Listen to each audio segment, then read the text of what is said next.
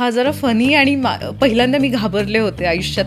पण अशा शाळेत मी खूप कांड केलेले आहेत पैशासाठी. मी लिटरली मधल्या सुट्टीमध्ये खाली टेबल टाकून बसायची आणि मी टीचरच्या फेक सह्या करायची आणि द्यायची पैशासाठी. आता तरी मला असं वाटतं की पैसे माझं प्रेम आहे. बेस्ट आहे. खूप एक दोन जरा असं ना वाईट एक्सपिरियन्स आले मला कास्टिंग काउचबद्दल. खरंच सांगू का, जे मी म्हटलं होतं की मला एक दोन वाईट एक्सपिरियन्स आले होते. प्रेम मला असं वाटतं एकदाच होतं. नाही असं अजिबात नाहीये. मला खूप वेळा झालेलं आहे. अच्छा, खरं प्रेम. हा, या मुलीला बॉयफ्रेंड असेल किंवा ही बॉयफ्रेंड सोबतच फिरते. बॉयफ्रेंड असेल. खूप लोकांना असं वाटतं की असे 2-3 मी फिरवत असेल. बापरे, ह्युमर. नाही, मला चांगला दिसणारा नकोच आहे. मला नजर ठेवावी लागेल मग त्याच्यावर. म्हणजे तुम्ही एखादी गोष्ट घेतली तर कोणीतरी गिफ्टच दिली असेल का? असं मुली स्वतः नाही काही घेऊ शकत. श्रीमान लेजंड नावाचा एक गेमिंग स्ट्रीमर आहे. मी काम केलं त्याच्याबरोबर. तर तुझं असं कुठल्या ब्रँड्स मध्ये तू आतापर्यंत कॉस्टली शॉपिंग केलेलं आहे? लाईक 1 महिनाच झाला मी म्यूची पर्स घेतली आहे. ओके, म्हणजे सगळ्यात महाग. आणि किती आहे त्याचं किंमत तरी? So who's your celebrity crush? नमस्कार, जय शिवराय. स्वागत आहे आपल्या सगळ्यांचं आपला लाडका पॉडकास्ट चॅनल गप्पा कट्टावरती. मी उत्कर्ष कुदळे. आज घेऊन आलेलं आहे एक भन्नाट पॉडकास्ट. आज आपल्यासोबत आहे एक खूप ग्लॅमरस असा चेहरा, आणि त्या ग्लॅमरस चेहऱ्यामागे दडलेली एक वेगळी निरागस मुलगी आज आपण अनुभवूया. चला तर मग आपण स्वागत करूया गप्पा कट्टावरती मीरा जगन्नाथीचं. स्वागत आहे मीरा तुझं गप्पा कट्टावरती. Thank you so much. कशी आहेस मीरा तू? काय चाललंय तुझं आजकाल? खूप छान. पण पहिल्यांदा मला हे सांगायला आवडेल की मला पहिल्यांदा कोणीतरी निरागस म्हटलं हे ऐकून खूप छान वाटतंय. हा, म्हणजे मी तुला जेवढं सोशल मीडियावर फॉलो केलेलं आहे, तुला आठवत असेल आपण 1 वर्ष आधी बोललेलो आणि आज आपण शूट करतोय. तर त्या 1 वर्षामध्ये मी जेवढं तुला बघितलं तर यू आर व्हेरी ग्लॅमरस आणि बोल्ड असं सगळं तुझं फीड आहे. आणि त्यानंतर ज्यावेळेस आपण असं समोरासमोर भेटतोय आणि आज शूट करतोय, म्हणजे कॉन्व्हर्सेशन झालं, तर आय फील लाईक की तू खूप अशी निरागस सोजवळ अशी मुलगी आहे. म्हणजे खूप अपोजिट आहे तुझ्या प्रोफाईलच्या. हे कसं मेंटेन करू शकते तू? मेंटेन म्हणजे मी अशीच आहे, त्यामुळे मेंटेन करायची गरजच नाही आहे. आणि स्क्रीनवरती जसं कॅरेक्टर मिळतं तसं ते मी प्ले करते आणि ते तिथल्या तिथेच मी सोडते. तर त्यामुळे ते काही आत्मसात करायची गरजच नाही आहे. म्हणजे तू असं काही फेक पोर्ट्रे नाही करत? अजिबात नाही. मला फेक वागताच येत नाही. ओके, म्हणजे तू जे आहे ते ट्रान्सपरंट राहायला तुला आवडतं. आणि समोरचाही व्यक्ती जो कोणी असेल, तुझं को ॲक्टर असेल किंवा तुझे रिलेटिव्ह फ्रेंड्स असेल, त्यांनी तुझ्यासोबत तसंच राहिलेलं प्रेफर करते तू? हां, जिथे मी काम करते तिथे मी एवढी अपेक्षा नाही ठेवत. कारण तिथे माझं फक्त काम आहे. मला मैत्रिणी नाही करायची किंवा ते रिलेशन घेऊन मला पुढे कुठे जायचं नाही आहे. सो त्यामुळे मी तिथल्या तिथे जसे लोक वागतात तशी मी वागते. पण ऑब्व्हियसली फ्रेंड्स, फॅमिली जी आहे, ॲडजस्टमेंट तर करावेच लागतं. प्रत्येकजण तुमच्या स्वभावासारखेच तुम्हाला मिळतील असं पॉसिबलच नाही आहे. सो त्यामुळे आधी नाही व्हायचं असं. आधी मी म्हणायची मग लांब राहा माझ्यापासून. पण आत्ता नाही. आता मी चेंज झाली आहे टाईमप्रमाणे. सो मी ॲडजस्ट पण करून घेते. ज्या गोष्टी मला पटत नाही, ज्या लोकांचा मला स्वभाव पटत नाही, पण म्हणते ठीक आहे, माणूस चांगला आहे ना, मग सोडून देऊ. ओके. सो मग आता तू वेगवेगळे तुझे जे कॅरेक्टर्स प्ले करते किंवा तू वेगवेगळ्या तुझ्या लुक्समध्ये आजकाल प्रेक्षकांना दिसतीये, तू आजकाल मूवीजमधून जास्त लोकांमध्ये येत आहेस, तर तुझं असं ड्रीम प्रोजेक्ट काय आहे जे तुला काम करू वाटतं की अशा टाईपचं मी कॅरेक्टर किंवा असा टाईपची मी मूवी ह्या थीमची केली पाहिजे? असे तर खूप वेगवेगळे आहेत कॅरेक्टर्स जे मला करायला आवडतील. पण मला ना एक स्ट्रॉंग असे असतात ना, म्हणजे असं हिरोईन नाही की माझा पल्लू उडतोय, मागे व्हायोलिन वाजतायत वगैरे. हे सिरियलमध्ये मला नक्की करायला आवडेल. पण मूवीमध्ये, वेबसिरीजमध्ये ना मला स्ट्रॉंग कॅरेक्टर करायला आवडेल. जसं आत्ता जारण मूवी आला ज्याच्यामध्ये अनिता ताईने खूप छान मला आवडली आहे ती. त्यामध्ये त्यांनी खूप चांगला स्ट्रॉंग असं कॅरेक्टर आहे. मला ते करायला आवडेल. किंवा आत्ता पण मगाशी गप्पा मारत होते तेव्हा तुंबाडमध्ये जसे कॅरेक्टर्स आहेत त्यातलं एखादं कॅरेक्टर तसे मला करायला आवडतील. ओके. तू आता हे सगळं ज्यावेळेस बोलतीये तर तू कंटेंट पण कन्झ्युम करत असशील तसं, स्वतःला तसं मोल्ड करण्यासाठी त्या कॅरेक्टर्समध्ये. तर मग आत्ताचं तुझं सगळ्यात रिसेंट बेंच वॉच कंटेंट कोणतं आहे? मला आत्ता जारणच म्हणता येईल. ओके. हां, मग वेब सिरीज वगैरे नाही पाहत तो? असं नाही, अगदीच मी पाहते, खूप सारे पाहते मी. मला आत्ता मी लास्ट एक हिंदी पाहिली होती, सॉरी, माझा ना नावांचा जरा प्रॉब्लेम आहे, मी विसरते खूप माणसांची सुद्धा आणि मूवीजची आणि वेबसिरीजची सुद्धा. पण मी लास्ट फक्त कुठली पाहिली होती आणि मी सांगितलंही होतं. सो आय थिंक क्राईमवरती होती ती. मला क्राईमवरती, मंडेला मर्डर्स, बरोबर. मला ना खूप आवडली ती. ॲक्च्युली ना आपल्या इथे प्रॉब्लेम काय होतो ना, जेव्हा हॉलिवूडवाले करतात ना तेव्हा ते एक्सेप्ट करतात, अरे कसलं भारी वगैरे असं बोलतात. पण जेव्हा इंडियामध्ये ह्या गोष्टी केल्या जातात ना, त्यांना नेहमी नावं ठेवली जातात. सो मला ते नाही आवडत. सो मला ते आवडली. त्याची स्टोरी फार वेगळी आहे. नो हे रिअलमध्ये नाही होत की अंगठा तुम्ही दिला, कॉईन परत घेतला आणि तुमची जी काही इच्छा शक्ती आहे ती पूर्ण होते. सो हे मला कॉन्सेप्टच मला खूप आवडला तो. राईट. आणि त्याच्या कन्सेप्टमध्ये आपण ही गोष्टही बघतो की ते रिअलिस्टिक वाटतं तुम्ही त्या स्टोरीमध्ये इन्व्हॉल्व्ह झाल्यावर. म्हणजे बऱ्याच लोकांना ते रिलेट नसेल होत, पण एखादा व्यक्ती फक्त स्टोरी लाईनसाठी जसं बघतो, तुझ्या माझ्यासारखा आर्टिस्ट ज्यावेळेस पाहतो तर आपण त्या स्टोरी लाईनमध्ये जातो की ही नक्की स्टोरी अशी का आहे, हे कसं घडलं असेल त्यावेळेस. तर त्याचे कॅरेक्टर्स पण खूप चांगल्या प्रकारे त्यांनी बनवलेले आहेत. मग तू ज्यावेळेस आता मंडला मर्डर्सबद्दल बोलली, सो अशीच एक वेब सिरीज आली होती आसूर, ज्याचे 2 सीझन्स आले. तर त्याच्याबद्दल तुझं काय ओपिनियन आहे? म्हणजे तसे अजून कंटेंट आलं पाहिजे का इंडियामध्ये? खूप यायला हवे असे, आणि ऑलरेडी येत आहेत, केलेले सुद्धा आहेत, त्यामुळे चांगलीच गोष्ट आहे. आणि वेगवेगळं पाहायला लोकांना नक्कीच आवडेल. रोजचेच लव्ह स्टोरी ऑफकोर्स सगळ्यांना आवडतेच, फॅमिली ड्रामा वगैरे सगळंच आवडतं, पण ह्यातून ना खूप साऱ्या गोष्टी शिकायला मिळतात मला असं वाटतं. आणि ना ॲक्टर्सचं तर काम आहेच आहे, ते छान करतातच आहेत, पण ना क्रिएटिव्ह जे काही मागे आहे त्याच्या, म्हणजे फिल्म ज्या प्रकारे ते शूट करतात, त्याची स्टोरी, किंवा म्हणजे माझा हा स्वभाव आहे की मी फक्त ॲक्टर म्हणून मी ॲक्टरला नाही बघत, मी प्रत्येक गोष्ट बघण्याचा प्रयत्न करते माझ्या दृष्टीने, की हा कॅमेरा अँगल कसा घेतला आहे वगैरे. म्हणजे मला एवढं सगळं पाहायला आवडतं. हे माझंही तेच असतं की मी ज्यावेळेस पाहतो एखादं कंटेंट, मूवी असेल किंवा वेबसिरीज असेल किंवा शॉर्ट फिल्म, मी त्याचं सिनेमॅटोग्राफी कशी आहे, त्याचं मेकअप किती छान केलेलं आहे, त्याचं तुम्ही DI कसं केलेलं असेल, VFX कसे केलेले आहेत, सेट कसा उभारला असेल, ह्या सगळ्या गोष्टी बघायला जी मजा आहे ना, त्यास थॉट प्रोसेस तुमची खूप चांगली चालना देते बुद्धीला. आणि ना जे असे डार्क असतात ना, मला ते पाहायला जास्त आवडतात. हे तुंबाडच्या केसमध्ये स्पेशली हे खूप जास्त आपण त्या थॉट प्रोसेसमध्ये जातो आफ्टर मूवी, ज्यावेळेस मूवी खतम होते, की आता हे कसं केलं असेल त्यांनी. मी तो मूवी संपल्यावर, म्हणजे मी तो जवळजवळ 3 वेळा, जेव्हा पहिल्यांदा रिलीज झाला होता तेव्हा पाहिला, आणि आत्ता परत जेव्हा आला तेव्हाही मी 2 वेळा जाऊन पाहिला. आणि त्याच्यानंतर मी त्याचं ना लिटरली त्याच्यावर अख्खं रिसर्च केलं, त्याचं मेकिंग सगळं जाऊन मी पाहिलं. आणि मेकिंग पाहायला काय मजा येते आणखीन. त्या लोकांनी किती स्ट्रगल केलेलं त्या सेटवरती, किती काय काय झाल्या होत्या गोष्टी, त्याच्यानंतर हा मूवी पुन्हा रिलीज केला. म्हणजे खूपच त्या डायरेक्टर असतील, त्यांची टीम आहे पूर्ण, क्रिएटिव्ह असतील, एडी, सगळ्यांचंच म्हणजे काम खूप एक नंबर आहे. तुमचे ॲक्टर्स तर त्या लेवलचे हवेतच, कॉपरेटिव्ह अशा एन्व्हायरमेंटमध्ये काम करायला इतक्या पेशन्सनी. मी जसं समजसोबत बोललो, पांडुरंगचं कॅरेक्टर ज्यांनी केलं आहे आमच्या पॉडकास्टमध्ये तुंबाडच्या, सो बेसिकली त्यामध्ये पण आम्ही तीच चर्चा केली की हे कसं पॉसिबल होतं. Because when you are working with experienced artist, त्या लोकांना ती आयडिया आहे, पण तू 5-6 वर्षाचा मुलगा आहेस, तुला ते सगळे ट्रेट्स कसे तुझ्यामध्ये घ्यायचे आहेत आणि तू ती स्टोरी लाईन समजून कसं इंटरप्रिट होणार आहेस स्क्रीनवरती. तर त्याला त्यावेळेस काहीच आयडिया नव्हती की तो काय करतोय.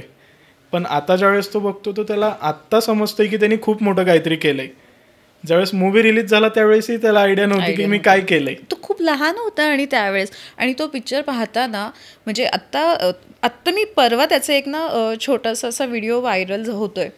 तो पहिल्यांदा जेव्हा त्याला तो कॉईन मिळतो सोन्याचा, तो घेऊन थांबतो आणि त्याची जी त्याच्या वडिलांची जी दुसरी बाई असते, तो तिला म्हणतो की कधीतरी मी मोठा होईल ना, हा कॉईन घे आता तुझ्याकडे.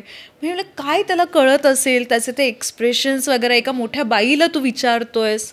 एक्झॅक्टली. म्हणजे तो पॉईंट आम्ही डिस्कस केलेला की ह्या मूवीमध्ये जनरली आपण बघितलं तर मूवी कशी बघतोय, स्टोरी लाईन, ह्या गोष्टी, बट त्याच्यामध्ये माणसाच्या आयुष्यातले जे गोष्टी आहेत जे त्याला डिस्ट्रॅक्ट करतात, लस्ट आहे, पैसा आहे, ह्या सगळ्या गोष्टी एकदम प्रॉपरली दाखवल्यात. इगो एखाद्या माणसाचा त्याला कसा डिस्ट्रॉय करू शकतो.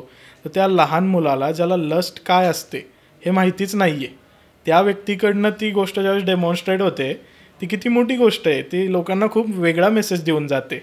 आणि पैशाची हवस त्याच्यामध्ये जे शेवट दाखवलाय, आणि 5 ते 6 प्रकारे त्यांनी तो एंड शूट केलाय, वेगवेगळे स्टोरीज ठेवलेले. सो म्हणजे त्या डिरेक्टरचं, त्या स्क्रिप्ट राईट करणाऱ्या व्यक्तीचं किती वेगळं विजन असू शकतं की तुम्ही 10 वेगवेगळे गोष्टी विचार केल्यावर एक गोष्ट तयार होती त्यांच्या डोक्यामध्ये. म्हणजे मी नेहमी ह्या मूवीबद्दल जेव्हा मी विचार करते ना, रिलीज होण्याआधी किंवा शूट पहिला दिवस जो असतो शूटचा, तो होण्याआधी त्यांच्या डोक्यामध्ये तो पूर्ण पिक्चर असणार की हा असाच दिसणार आहे.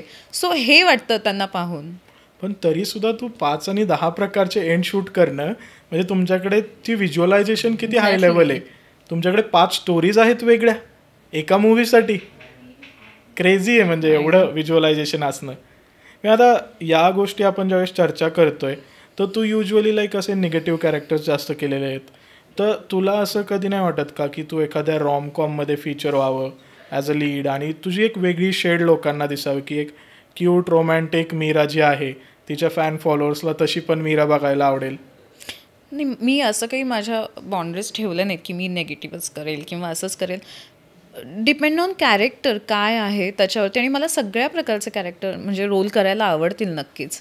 फक्त त्याच्यामध्ये काहीतरी दम असायला हवं त्या कॅरेक्टरमध्ये. म्हणजे आता ही कुठेतरी डिरेक्टर्स, कास्टिंग डिरेक्टर्सला एक हिंट आहे की दम असलेला कॅरेक्टर घेऊन तुम्ही या मीराकडे. काय होतं ना, मी सुरुवात ज्या प्रकारे केली आहे इंडस्ट्रीमध्ये म्हणा किंवा त्याच्यानंतर मग त्यावेळेस ना त्यांचं असं झालं, अच्छा मीरा म्हणजे नेगेटिव्ह कॅरेक्टरच करणारी. आणि खूप लोकांचं असं होतं की अरे ही अशीच वागेल का रिअलमध्ये. कारण हे बिग बॉस नंतर खूप झालं. बिग बॉस नंतर लिटरली लोकांना असं वाटलं होतं की मी टँट्रम्स दाखवते, माझ्यामध्ये खूप ॲटिट्यूड आहे, तर ही सेटवर पण अशीच वागेल. सो त्याच्यामुळे तिकडून आल्यावर तर मला सगळे म्हणाले की नाही, विलन म्हटल्यावर आम्हाला मीरा तूच आठवते. म्हटलं ही चांगली कॉम्प्लिमेंट आहे माझ्यासाठी. पण म्हटलं मला थोडंसं वेगळं करायला आवडेल. पण काम केल्यावर सेटवरचा प्रत्येक माणूस किंवा महत्त्वाचे सेटवरती कोण असतात, EP आणि प्रोडक्शनवाले, तर ते म्हणजे सगळ्यात इझी हँडल करायला मीरा आहे. नाही, मलाही ज्यावेळेस आपण फर्स्ट टाईम कन्व्हर्सेशन झालं आपलं त्यानंतर ना, जसं पुढे पुढे आम्ही नंतर ना आत्ता जसं रिसेंटली कॉन्टॅक्ट केलं तर मलाही वाटलेलं की यार थोडंसं डिफिकल्ट जाऊ शकते बाकी ॲक्ट्रेसेसपेक्षा. कारण मी बाकीच्यांसोबत बोललो तर एवढं मला काय असं वाटलं नाही की ते असा पूर्ण तो ऑरा जो असतो ग्लॅमरचा ते घेऊन येतील. किंवा तुझी प्रोफाईल तशी आहे की you create an aura or your presence in a different way. पण चांगली गोष्ट आहे. हा चांगलीच गोष्ट आहे. आय अप्रिशिएट की तसा बॉस लेडी ऑरा आहे तुझा. इवन इन पर्सन आहे तुझा ऑरा तसा. बट तू खूप अशी हंबल आहे इन पर्सन. म्हणजे जे लोक तुला ॲक्च्युली भेटत असतील किंवा जे तुला ओळखतील तुझ्या आजूबाजूचे फ्रेंड सर्कलमधले, सो त्यांना ती ॲक्च्युअल मीरा माहिती आहे. मे बी आज या पॉडकास्टमधून ती मीरा लोकांना समजेल की जी बॉस लेडी मीरा आहे ती हंबल पण आहे, ती स्पिरिच्युअल पण आहे. सो आता ह्या शेड्स ज्यावेळेस तुझ्या आपण एक्सप्लोअर करतोय तर ॲक्टिंग किंवा मॉडेलिंग ह्या इंडस्ट्रीमध्ये ज्यावेळेस तू आली तर याच्या व्यतिरिक्त तू अजून काही केलं आहे वेगळं ॲज अ प्रोफेशन? मी तुला खरंच सांगू, मला खूप काम करायला आवडतं. मला पैसे कमवायला आवडतात मुळात. या खूप जास्त पैसे कमवायचे आहेत आणि खूप काम करायचं आहे. सो मी फक्त ॲक्टिंग करण्याच्या आधी मी योगा टीचर होते. ओके. येस. आणि योगा टीचर होते त्याच वेळेस मला ऑफर आली एका ॲडव्हर्टाईजसाठी. सो मी म्हटलं ओके ट्राय करूया. आणि ते एक ॲड केल्यावर मग मला असे खूप सारे ॲडव्हर्टाईज मिळायला लागले. मग त्यानंतर मग मी सिरियलसाठी ऑडिशन दिलं. आणि पहिली सिरियल डिरेक्टली मला मिळाली माझ्या नवऱ्याची बायको. मग मी म्हटलं ओके, मला आता असं वाटतं की हे करिअर माझ्यासाठी चांगलं आहे आणि मी करू शकते. मग हे चालू केलं, योगा टीचर. मग त्याच्यानंतर मला असे खूप 1-2 जरा असं ना वाईट एक्सपिरियन्स आले. सो वाईट म्हणजे तसं नाही खूप, पण असे थोडेसे. मला असं वाटायचं नाही, मी सरळ आहे, मी सरळ मार्गाने काम करेल. आणि त्याच्यानंतर मग मला असं झालं की ओके, इंडस्ट्री माझ्यासाठी नाही आहेत. गॉसिपिंग, फ्रेंड्स, ग्रुपिझम आणि ह्या त्या सगळ्या गोष्टी खूप दिसायला लागल्यावर मला असं वाटलं नाही, आपण याच्यामध्ये फिट नाही होणार. मग त्याच्यानंतर मी साड्यांचा बिझनेस चालू केला, जो माझ्या आईवडिलांचा आधीपासून होता 30 वर्षापासून, पण मग मी तो चालू केला. मग लॉकडाऊनमध्ये परत योगाचे क्लासेस चालू केले. लॉकडाऊन संपताना नोव्हेंबरमध्ये मला येऊ कशी तशी आली. मग मी येऊ कशी तशी चालू केलं आणि मग परत इंडस्ट्रीमध्ये मी चालू केलं. म्हटलं लोक असणारच असे, ते काही चेंज होणार नाही, आपण चेंज होऊ किंवा आपण आपलं काम करूया आणि निघू. हां, बरोबर, बेस्ट आहे. सो कोणाचा काही फरकच नाही पडत. आणि त्याच्यानंतर मी आत्ता बिग बॉस केलं, त्यानंतर बिग बॉसमध्ये असताना मला कळलं की ही जी मी बॉस लेडी वगैरे वाटते ही माझ्यात आहे, पण ते तेव्हा बाहेर आलं. आणि त्यानंतर मला असं वाटलं की ओके, फक्त आपण ॲक्टिंग नाही तर खूप साऱ्या वेगवेगळ्या गोष्टी करू शकतो. मग बाहेर आल्यावर मग मी इव्हेंट कंपनी चालू केली, मीरामी मीडिया. सो त्याच्यामध्ये मी खूप सारे माझी टीम आहे आणि त्यामध्ये म्युझिक कॉन्सर्ट्स केले खूप सारे. त्याच्यानंतर आम्ही बाहेरचेही असे इव्हेंट्स घेतो जे पूर्ण ऑर्गनाईज करून देतो. अवॉर्ड फंक्शन्स आत्ता आम्ही त्याच्यामध्ये केलेले आहेत. आता 2 दिवसावर परत एक इव्हेंट आहे आमचा म्युझिकल. सो छान चाललं आहे. नाईस. म्हणजे ही एक वेगळी साईड आहे जी प्रेक्षकांना आज समजते की मीरा जगन्नाथ ही फक्त एक ॲक्ट्रेस किंवा मॉडेल नाही आहे, तर she is a really good influential person and entrepreneur. I can say like की तिच्या डोक्यामध्ये एक विजन आहे, ती एक इंडिपेंडंट बॉस लेडी आहे, तिला एक तिच्या विजननुसार जगायचं आहे लाईफमध्ये आणि ती इंडिपेंडंट राहणं प्रेफर करते असं मी अगदीच 100% तुझ्या इंटरॅक्शन्समधून समजलंय मला. तर त्याला असं काय रिझन आहे की तुला कम्प्लिटली इंडिपेंडंट राहायलाच आवडतं? मी लहानपणापासून जशी वाढली आहे माझ्या आईला पाहत, माझ्या आईला मी जेव्हाही पाहते ती नेहमी तिला स्वतःला असं वाटतं की कोणावरती आयुष्यात डिपेंड नाही राहायला हवं. कारण माझी आजी होती ती सुद्धा तशीच होती. आजोबा माझे फार कमी वयामध्ये गेले होते, म्हणजे माझी आई लहान होती तेव्हाच ते गेले होते. तर त्यावेळेस ना आईने त्यांना वाढवलेलं आहे. मग त्याच्यानंतर माझ्या आईने आम्हा सगळ्यांना वाढवलेलं आहे. ऑब्व्हियसली बाबा वगैरे सगळे होते, पण ना आईला जसं पाहिलं आहे ना की ती लोकांच्या साडीला फॉल पिको लावून द्यायची, ती ब्लाऊज शिवून द्यायची. आणि त्यावेळेस लहानपणी आम्ही आईला मदत करायचो तर एक फॉल पिको त्यावेळेस असायचे 12 रुपये, ती आम्हाला 5 रुपये द्यायची. सो तेव्हापासून ती पैसे कमवायची सवय आणि काय हवं आहे ते तेव्हापासून आम्ही स्वतःच जाऊन घ्यायचो. आम्हाला कोणाला मागायची गरजच नाही पडली. तर तेव्हापासून असं वाटतं की आपण कोणावरही डिपेंड नाही राहायचं, हे आईने शिकवलेलं आहे आणि ते खूप चांगलं आहे मला असं वाटतं. इवन इंडस्ट्रीमध्ये खूप वेळा तुला माहिती आहे इंडस्ट्री कशी आहे, मुलांसाठी काय आणि मुलींसाठी काय दोघांसाठी सेम आहे, पण मुलींना खूप टार्गेट केलं जातं या गोष्टींवरती की अरे इंडस्ट्रीमध्ये काय कमवून हे अशी लाईफस्टाईल मिळते का, किंवा मग कोणतरी बॉयफ्रेंडच असेल किंवा हजबंडच असेल हे सगळं काही पुरवत असतील. मला हे नाही आवडत बोललेलं प्रत्येक वेळेस. म्हणजे तुम्ही एखादी गोष्ट घेतली तर कोणीतरी गिफ्टच दिली असेल का, असं मुली स्वतः नाही काही घेऊ शकत. They are capable. एक्झॅक्टली. जर मुलं स्वतःसाठी घेऊ शकतात तर मुली पण घेऊ शकतात ना. पण त्यांच्याकडे जो बघण्याचा दृष्टिकोन असतो ना तो मला अजिबात नाही आवडत. ते मला असं वाटतं की तू रेसमध्ये पळणारा घोडा बघितलाय का, त्याला असं झापडं बांधलेलं असतं. सो लोकांचा माइंडसेट जो आहे ना तो असा झालेला आहे की ह्या पर्स्पेक्टिव्हच्या वायडर पर्स्पेक्टिव्हला ते जायला विचारच करत नाही. त्यांना वाटतं मला एवढं दिसतंय हीच खरी दुनिया आहे. म्हणजे ते कुठेतरी चेंज झालं पाहिजे लोकांचं की मुली आजकाल वेगवेगळ्या क्षेत्रामध्ये इंडिपेंडंटली लीड करत आहेत. कितीतरी फाउंडर्स आहेत बिझनेसेसच्या ज्या खूप चांगल्या प्रकारे लीड करतात. लाईक शुगर कंपनीचे, शुगर कॉस्मेटिक्सच्या फाउंडर आहेत. सो असे वेगवेगळे मोठ्या मोठ्या कंपनीच्या इवन म्हणजे एक अभिमानाची गोष्ट आहे, शनेल ब्रँड तुला माहित असेल, कोल्हापूरच्या आहेत त्या. कोल्हापूरच्या आहेत त्या. मला इतकं कौतुक वाटलं होतं, मला कोल्हापूरची एक बाई तिथे जाऊन सीईओ होते. कमाल आहे. Big achievement. म्हणजे इतक्या ग्लोबल लेवलवरती जर का मुली रिप्रेझेंट करत आहेत, त्या लीड करत आहेत, तर आय डोंट थिंक की लोकांनी जेंडर स्पेसिफिक राहिलं पाहिजे या गोष्टींबाबत. उलटं आजकाल मला असं वाटतं की मुली चांगल्या प्रकारे लीड करतात गोष्टींना. नाही, मला असं वाटतं हे ना जे खूप साऱ्या सिंगल मुली आहेत किंवा इंडस्ट्रीतल्या आणि IT मध्ये जे काम करणाऱ्या मुली आहेत ना त्यांच्याबद्दल हे जास्त बोललं जातं. कारण मॅरिड मुलींबद्दल असं नाही बोलत, बायकांबद्दल म्हणता येईल. सॉरी. पण ते ठीक आहे म्हणजे, पण नको वाटतं हे असं ऐकायला. कारण असं होतं की आपण इतकी मेहनत करतोय आणि त्याच्यावरती असं कोणतरी समोरचा माणूस बोलून जातो. सो आणि हे बोलणारे जास्त मुलीच असतात मला असं वाटतं. राईट. आणि बऱ्याचदा असं होतं ना की आता सपोज तू कुठेतरी जातीये वॅकेशन्सला आणि you are living in a very luxurious villa or stay, तू त्याचे पिक्चर्स पोस्ट करतील वगैरे, त्याच्या खाली कमेंट्समध्ये लोक येऊन कोणाबरोबर गेली वगैरे. हां. So how do you manage like ह्या गोष्टी? कारण का हे टॅकल करणं is also a big thing. कारण तुम्ही एकतर त्या मेंटॅलिटीमध्ये नसता, यू आर अन इंडिव्हिज्युअल. जसं मी फिरायला जाईल, मी पोस्ट करतोय, मला कोणी विचारत नाही because I am a guy. But हेच तू मुलगी आहे म्हणून तू काहीतरी लॅविश लाईफस्टाईल अशी पोस्ट केली तुझी, तर तुला कोणीतरी जज करतंय त्यावरून किंवा तुला कमेंट करतंय. तर हे जे ट्रोल्स आहेत हे तू कसे हँडल करते? मला भयंकर त्रास व्हायचा, इतका त्रास की मी रडायची. म्हणजे मला माझ्याच फ्रेंड्सनी कोणी काहीतरी माझ्याबद्दल बोललं आहे किंवा असे कमेंट्स जर आले चुकीचे किंवा शिव्या वगैरे, आधी हे व्हायचं, एवढं नाही पण व्हायचं, तरीही मला त्रास व्हायचा आणि माझे दिवस वाया जायचे त्याच्यामध्ये. मी तो विचार करत बसायची की असं का बोलले असतील, मी तर अशी नाही आहे आणि असं का.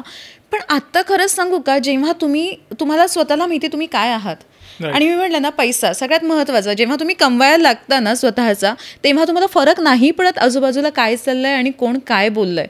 आणि माझ्या आयुष्यात ना माझ्या जवळचे जे मित्र आहेत ते मुलंच आहेत. मला एकही मैत्रीण नाही आहे, एकही नाही. माझे 2 ते 3 मित्र आहेत आणि ते इतके कमाल आहेत ना की ते म्हणतात जाऊ दे, जळतात तुझ्यावर, सोडून दे ते असं म्हणतात. आणि आम्ही मग त्याच्यावरती पार्टी करतो. माझे जे 2-3 मित्र आहेत त्यांच्याच बरोबर मला ना त्यांच्याकडून खूप साऱ्या गोष्टी शिकायला मिळतात की कशा गोष्टी हँडल करायच्या. जे मी आधी रडायची, मग त्यांच्यामुळे माझं आता ते रडणं बंद झालंय आणि मी हां ठीक आहे, मी मुलांसारखी मी त्यांच्यासारखी राहायला लागले. मुलांना कसं फरक नाही पडत की हा तो बोलते का, चल जाऊ दे असं. म्हणजे आता मला कोणीही काही बोललं, मी म्हणेल ओके, तुम्ही हाच विचार करा, बिना मेहनतीने मी कमवतेय, हाच विचार करा, बेस्ट आहे. मी एक पॉडकास्ट पाहिलं होतं, आय डोंट रिमेंबर त्याचं नेम त्या गेस्टचं.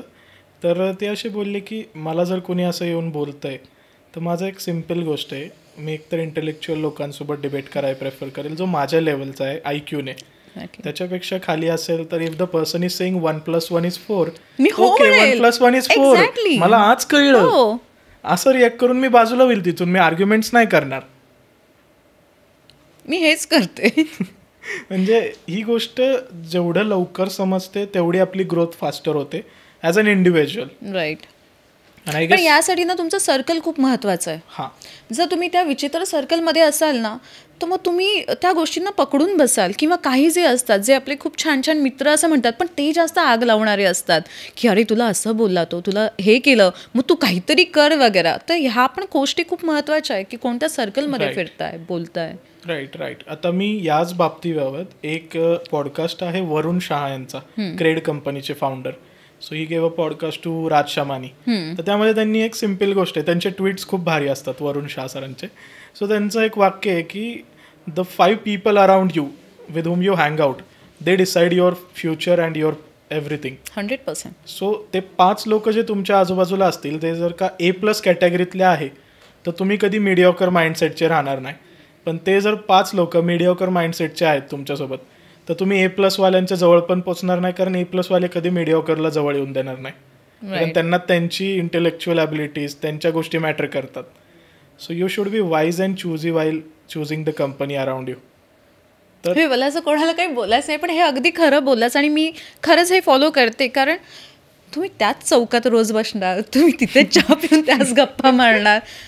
तुमचं विजन कसं, म्हणजे काय दृष्टीने तुम्ही लोकांना बघताय हे खूप महत्त्वाचं आहे. किंवा तुम्ही काय गप्पा मारताय तिकडे बसून, अरे इसका वो उसका वो, किंवा आज मी हे केलं ते केलं. तुम्ही कामाबद्दल बोला. मला हे त्यामुळे ना मी अशी कधी फिरलीच नाही आहे. मी माझं सर्कलच चेंज केलं आहे. म्हणजे जी मी रडत बसायची ना, त्या काही लोकांमुळे जे काही माझं चेंज झालं आहे लाईफमध्ये, म्हणजे सिरियसली खूप फरक पडतो. की instead of gossiping or back bitching someone, you think about progress. की तुम्ही जर आजूबाजूला 4 फाउंडर्समध्ये बसताय तर तुम्ही 5वा फाउंडर व्हायची शक्यता आहे, because those people will inspire you, they will support you, they will motivate you to grow. Right. पण तुम्ही जर का 5ही लोक एम्प्लॉईज आहेत एका कंपनीचे, त्यांच्यासोबत बसून तुम्ही जर म्हणताय की मला एक यूट्यूब चॅनल चालू करायचं आहे किंवा मला एक मीडिया कंपनी चालू करायची आहे, ते बी लाईक अरे काय गरज आहे, तुझं चांगलं चाललंय, कशाला, आणि ते डिमोटिवेट करून तुम्हाला तुमचं मोरल डाऊन करणार. अगदी अगदी अगदी. So company matters. हो. सो आता मीरा आपण भरपूरशा गोष्टी बोलतोय, तर मला ह्या गोष्टीची जास्त कुतूहलता आहे की तू आता बिझनेस किंवा तुला पैशावरती प्रेम आहे, like you like to earn मनी.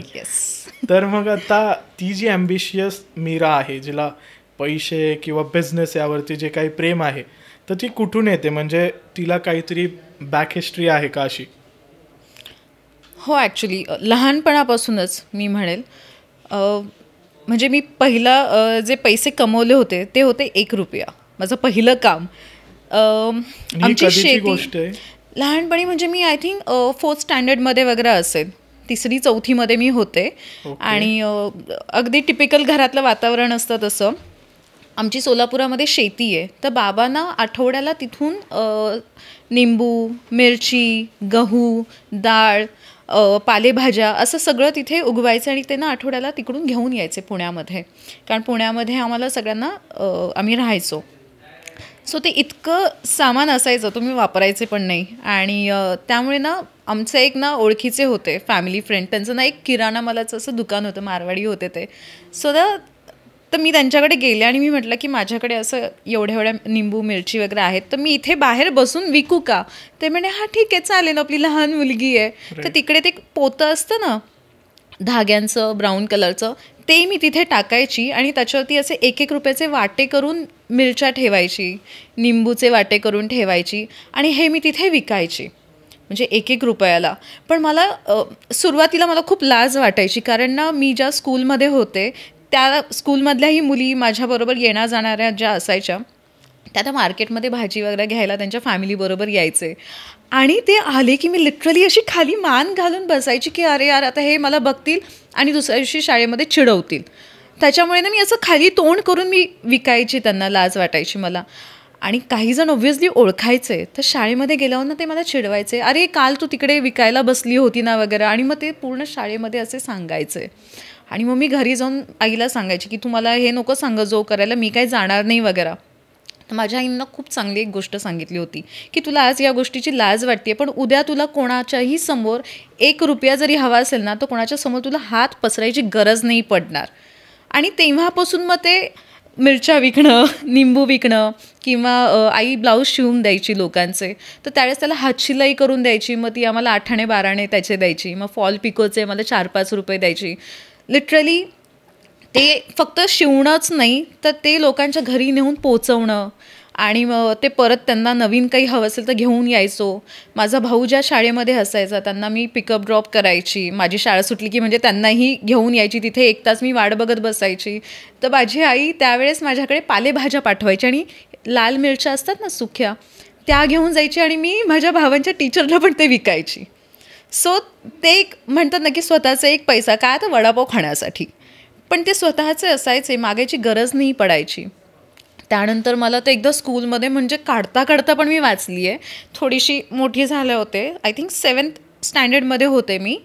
आणि ससून रोड आहे ना पुण्यातला, तिकडून मिळलं बसचे पैसे वाचवायचे. तर बसनी न जाता आम्ही चालत जायचो 2-3 मैत्रिणी शाळेमध्ये. 10-12 किलोमीटर असेल. 10-12 किलोमीटर. Yes yes. म्हणजे कुठून सांगू का मी, येरवड्याचं जे बन गार्डन आहे तिथून ते सोमवारपेठ, आता मला लक्षात नाही ते किती असेल, पण तेवढंच आम्ही तिथे राहायचो. आणि शाळा आमची रास्तापेठेमध्ये असायची, सोमवारपेठेत. सो ते चालत जायचो आणि जे काही पैसे उरतील ना त्याचे ना मी ते ससूनमधून ते 4 आणि 8 इयरिंग्स मिळायचे ना, मी ते घ्यायची आणि शाळेत 1 रुपयाला जाऊन विकायची आठवड्याचे घेऊन. म्हणजे तू तिथून घ्यायची आणि ते विकायची. हो. आणि हे आपोआपच, हे कोणी शिकवलं नव्हतं मला. कधी ते घालू नाही वाटलं डायरेक्ट? नाही, मी मुलांसारखी राहायचे. म्हणजे तुझ्या एवढे माझे केस होते त्यावेळेस. आणि मी ते 8 आण्याचे घ्यायचे आणि 1 रुपयाला विकायचे. मला वाटलं अरे वा, डबल पैसे मिळत आहेत. रोज चालू केलं. म्हणजे मधली सुट्टी जी आमची व्हायची, सगळे डबे खायचे, मी कानातले टेबलवर काढून विकायची. म्हणजे मी मधली सुट्टीमध्ये कधी डबाही खाल्ला नाही, मी हेच काम करायची. मग त्याच्यानंतर कोणीतरी कंप्लेंट केली माझी की इयरिंग्स कुठून आणले, काय आणले, ते टीचरपर्यंत गेलं.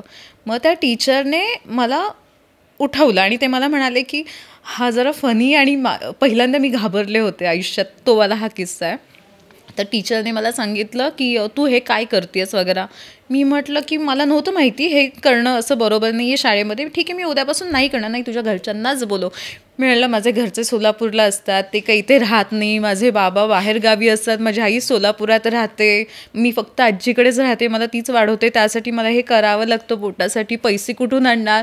फुल रडून वगैरे, फुल ऍक्टिंग. आणि त्यावेळेस जस्ट माझ्या बहिणीची 10वी झाली होती. तर ती त्या शाळेतच नव्हती, कारण आम्ही एकत्रच जायचो, पण ती माझ्यापेक्षा मोठी होती. तिने 10वी झाली बाहेर कॉलेजमध्ये. सो शाळा सुटल्यावर अचानक मला दिसते माझी बहीण आणि आई माझ्या समोर आहेत बाहेर. आणि जे काही त्यावेळेस माझ्या घरच्यांनी मला इतकं सुनवलं होतं, खूप सुनवलं होतं. पण बाकी काही झालं नाही त्याच्यावरती एवढं, मी काही परत विकलं नाही. पण अशा शाळेत मी खूप कांड केलेले आहेत पैशासाठी. म्हणजे कुठेतरी तुला ते बाळकडू व्यवसायाचं आईने तुझ्या लहानपणी दिलं होतं. ते एक्झामच्या वेळेस आपल्याला काहीतरी एक नोटबुक मिळायची, ती कम्प्लीट करायची आणि टीचरची साईन करायची. बापरे, हे टीचर बघतील म्हणतील काय जपली. नाही जर्नल वर्षभराची एक बुक असायची ना, ती कम्प्लीट केल्याशिवाय तुम्हाला हॉल तिकीट नाही मिळत वगैरे असं काही असायचं. मी लिटरली मधल्या सुट्टीमध्ये खाली टेबल टाकून बसायची आणि मी टीचरच्या फेक सह्या करायची आणि द्यायची पैशासाठी. हे पण केलंय? आय स्वेअर मी हे केलेलं आहे. बापरे. म्हणजे इतक्या मुली की म्हणजे अक्षरशः लाईन माझ्यासमोर लागायची, मी साईन करायची. सेम स्कॅमस्टर. हे पहिल्यांदा सांगते. बघा, म्हणजे आमच्या तर तुम्हाला अशा गोष्टी माहिती होते, त्यामुळे चॅनलला सबस्क्राईब करा. पण माझा लाड खूप करायचे टीचर, खूप म्हणजे खूप. बिकॉज 5th स्टँडर्डपासून मी योगामध्ये होते, त्या शाळेमुळेच मला ही सवय लागली होती योगा वगैरे. दरवर्षी कॉम्पिटिशन्स आमचे स्कूल हे असायचे ना आपले पुण्यामध्ये जेवढेही आहेत शाळा, अहिल्यादेवी असू द्या, ज्ञानप्रबोधिनी वगैरे, ह्या सगळ्या 800 शाळा, त्याच्यामध्ये 4 वर्ष कंटिन्यू मी फर्स्ट आलेली आहे. आणि त्यामुळे शाळेचं नाव मोठं झालं म्हणून ते सगळे माझा लाड करायचं. So beauty with brain we can say. Thank you. So basically आता ह्या सगळ्या गोष्टी तर खूप फॅसिनेटिंग आणि इंटरेस्टिंग आहेतच सगळ्या ऑडियन्ससाठी. माझ्यासाठी नवीन गोष्टी आहेत ह्या सगळ्या समजणं तुझ्याबद्दल. पण आता ज्यावेळेस आपण ह्या गोष्टी सगळ्या बघतोय, तर मला इतकं सोपं तरी नाही वाटत की तुला इंडस्ट्रीमध्ये आल्यावरती ॲक्सेप्टन्स जो असतो एस्टॅब्लिश लोकांकडून आपला ॲक्सेप्ट करणं, हे खूप इझी गेलं असेल तुझ्यासाठी, किंवा त्या लोकांनी तुला खूप इझिली वेलकम केलंय. सो असं कधी झालं का की you are working with some senior celebrity, म्हणजे नाव घ्यायची गरज नाही, बट तू कुठेतरी काम करते, खूप दिग्गज अभिनेते आहेत किंवा आधीपासून इंडस्ट्रीमध्ये आहेत, आणि तिथं तुला एकदम इझिली वेलकम केलं गेलं नाही, किंवा ती जी एक तुझी लेवलनी तुला ट्रीटमेंट दिली पाहिजे as an actor or artist, तशी दिली गेली नाही?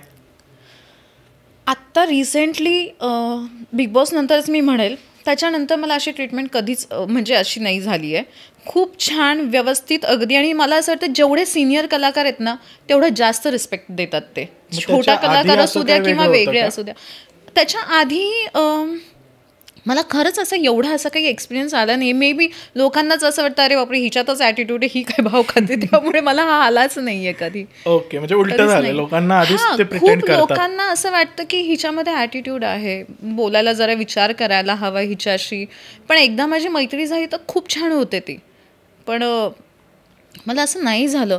ट्रीटमेंट म्हणाल बोलण्यासाठी तर तसं नाही, पण काही गोष्टी ज्या सिनियर्सला मिळतात त्या ज्युनियरला लवकर मिळत नाही वगैरे, ह्या गोष्टी सुरुवातीला व्हायच्या. म्हणजे एक दुय्यम दर्जाची वागणूक. पण ते आत्ताही होत असेल सगळीकडे. तर त्यामुळे ना जेव्हा असं नवीन कोणी कलाकार येतो ना, मी काही मोठी नाही आहे, अगदीच मीही शिकतेच आणि अजूनही काम करते आणि खूप काही करायचं आहे अजून. पण जेव्हा अगदी नवीन कोणतरी असणार ज्यांचं पहिलं दुसरं काम असतं, मला आवडतं त्यांच्याशी गप्पा मारायला आणि सांभाळून घ्यायला. म्हणजे मी स्वतः त्यांना मला जे हवं तेही मी त्यांना देते, की त्यांना हा एक्सपिरियन्स नाही यायला हवं. कारण ह्या गोष्टी आपण बोलून नाही दाखवत, पण त्या खूप मनाला लागतात. आणि मला तर वाईट म्हणजे माझ्या तर लगेच डोळ्यातच पाणी यायचं असं जर कोणी वागलं तर. आणि नंतर तर मला असं झालं की मला कामच नाही करायचं मग असं असेल तर. पण मी म्हटलं ह्या लोकांच्या वागण्यामुळे मी माझं काम का बंद करायचं, मी नाही करणार. पण होतं असं. पण सिनियर लोक मला नाही वाटत असं कोणी वागतात, कारण त्यांना ते स्वतः इतका एक्सपिरियन्सवरती घेऊन गेलेले असतात ना की ते सगळ्यांना समान समजतात. मग आता इंडस्ट्रीमध्ये ज्या काही गोष्टी आहेत आता ऐकायला येतात, आता आम्ही तरी इंडस्ट्रीच्या बाहेर आहे किंवा ऑडियन्सला एवढं माहीत नसतं काय चाललं आहे इंडस्ट्रीमध्ये. आता तू स्वतः काम करते, तर असं कधी होतं का की आपल्या प्रोफाईलमुळे आपल्याला जज केलं जातं आहे, आणि कास्टिंग काउच ही जी कन्सेप्ट आहे ती ॲक्च्युअली इंडस्ट्रीमध्ये अजूनही चालते का?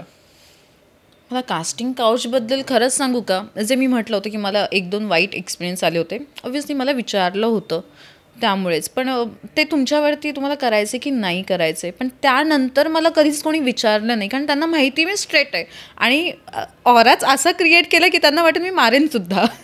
त्यामुळे असं कधी आलं नाही आहे मला एक्सपिरियन्स. ओके, म्हणजे कुठेतरी लोक घाबरतात का आता विचारायला, दबकतात? हो, चांगली गोष्ट आहे ना, तसं ऑरा असणं काय वाईट थोडी आहे, खूप चांगली गोष्ट आहे. म्हणजे मला तरी पर्सनली असं वाटतं की विचारायला पण येत नाही. मी म्हटलं ना, हे तुमच्यावरच डिपेंड असतं की तुम्ही तुमच्या म्हणजे आजूबाजूला कोण आहेत, तुम्ही कोणाशी काय बोलताय, ती लोक पुढे जाऊन काय बोलतात, किंवा आता मित्र पण जे मला नाही आहेत जास्त मित्रमैत्रिणी इंडस्ट्रीतले, कारण ना तुम्ही त्यांच्यासमोर जसं वागताय करताय ती लोक 10 ठिकाणी जाऊन इंडस्ट्रीमध्ये सांगतात. तुम्ही तशा नसाल तरीसुद्धा तुमचं इमेज खाली होतं त्यामुळे, किंवा एक गोष्ट केली असेल तर त्याच्याबद्दल 3 गोष्टी मिर्च मसाला लावून जे सांगितलं जातं ते फार चुकीचं आहे. स्वतःही तुम्ही करणार पण दुसऱ्यांचं बोलणार, असं आहे इथे.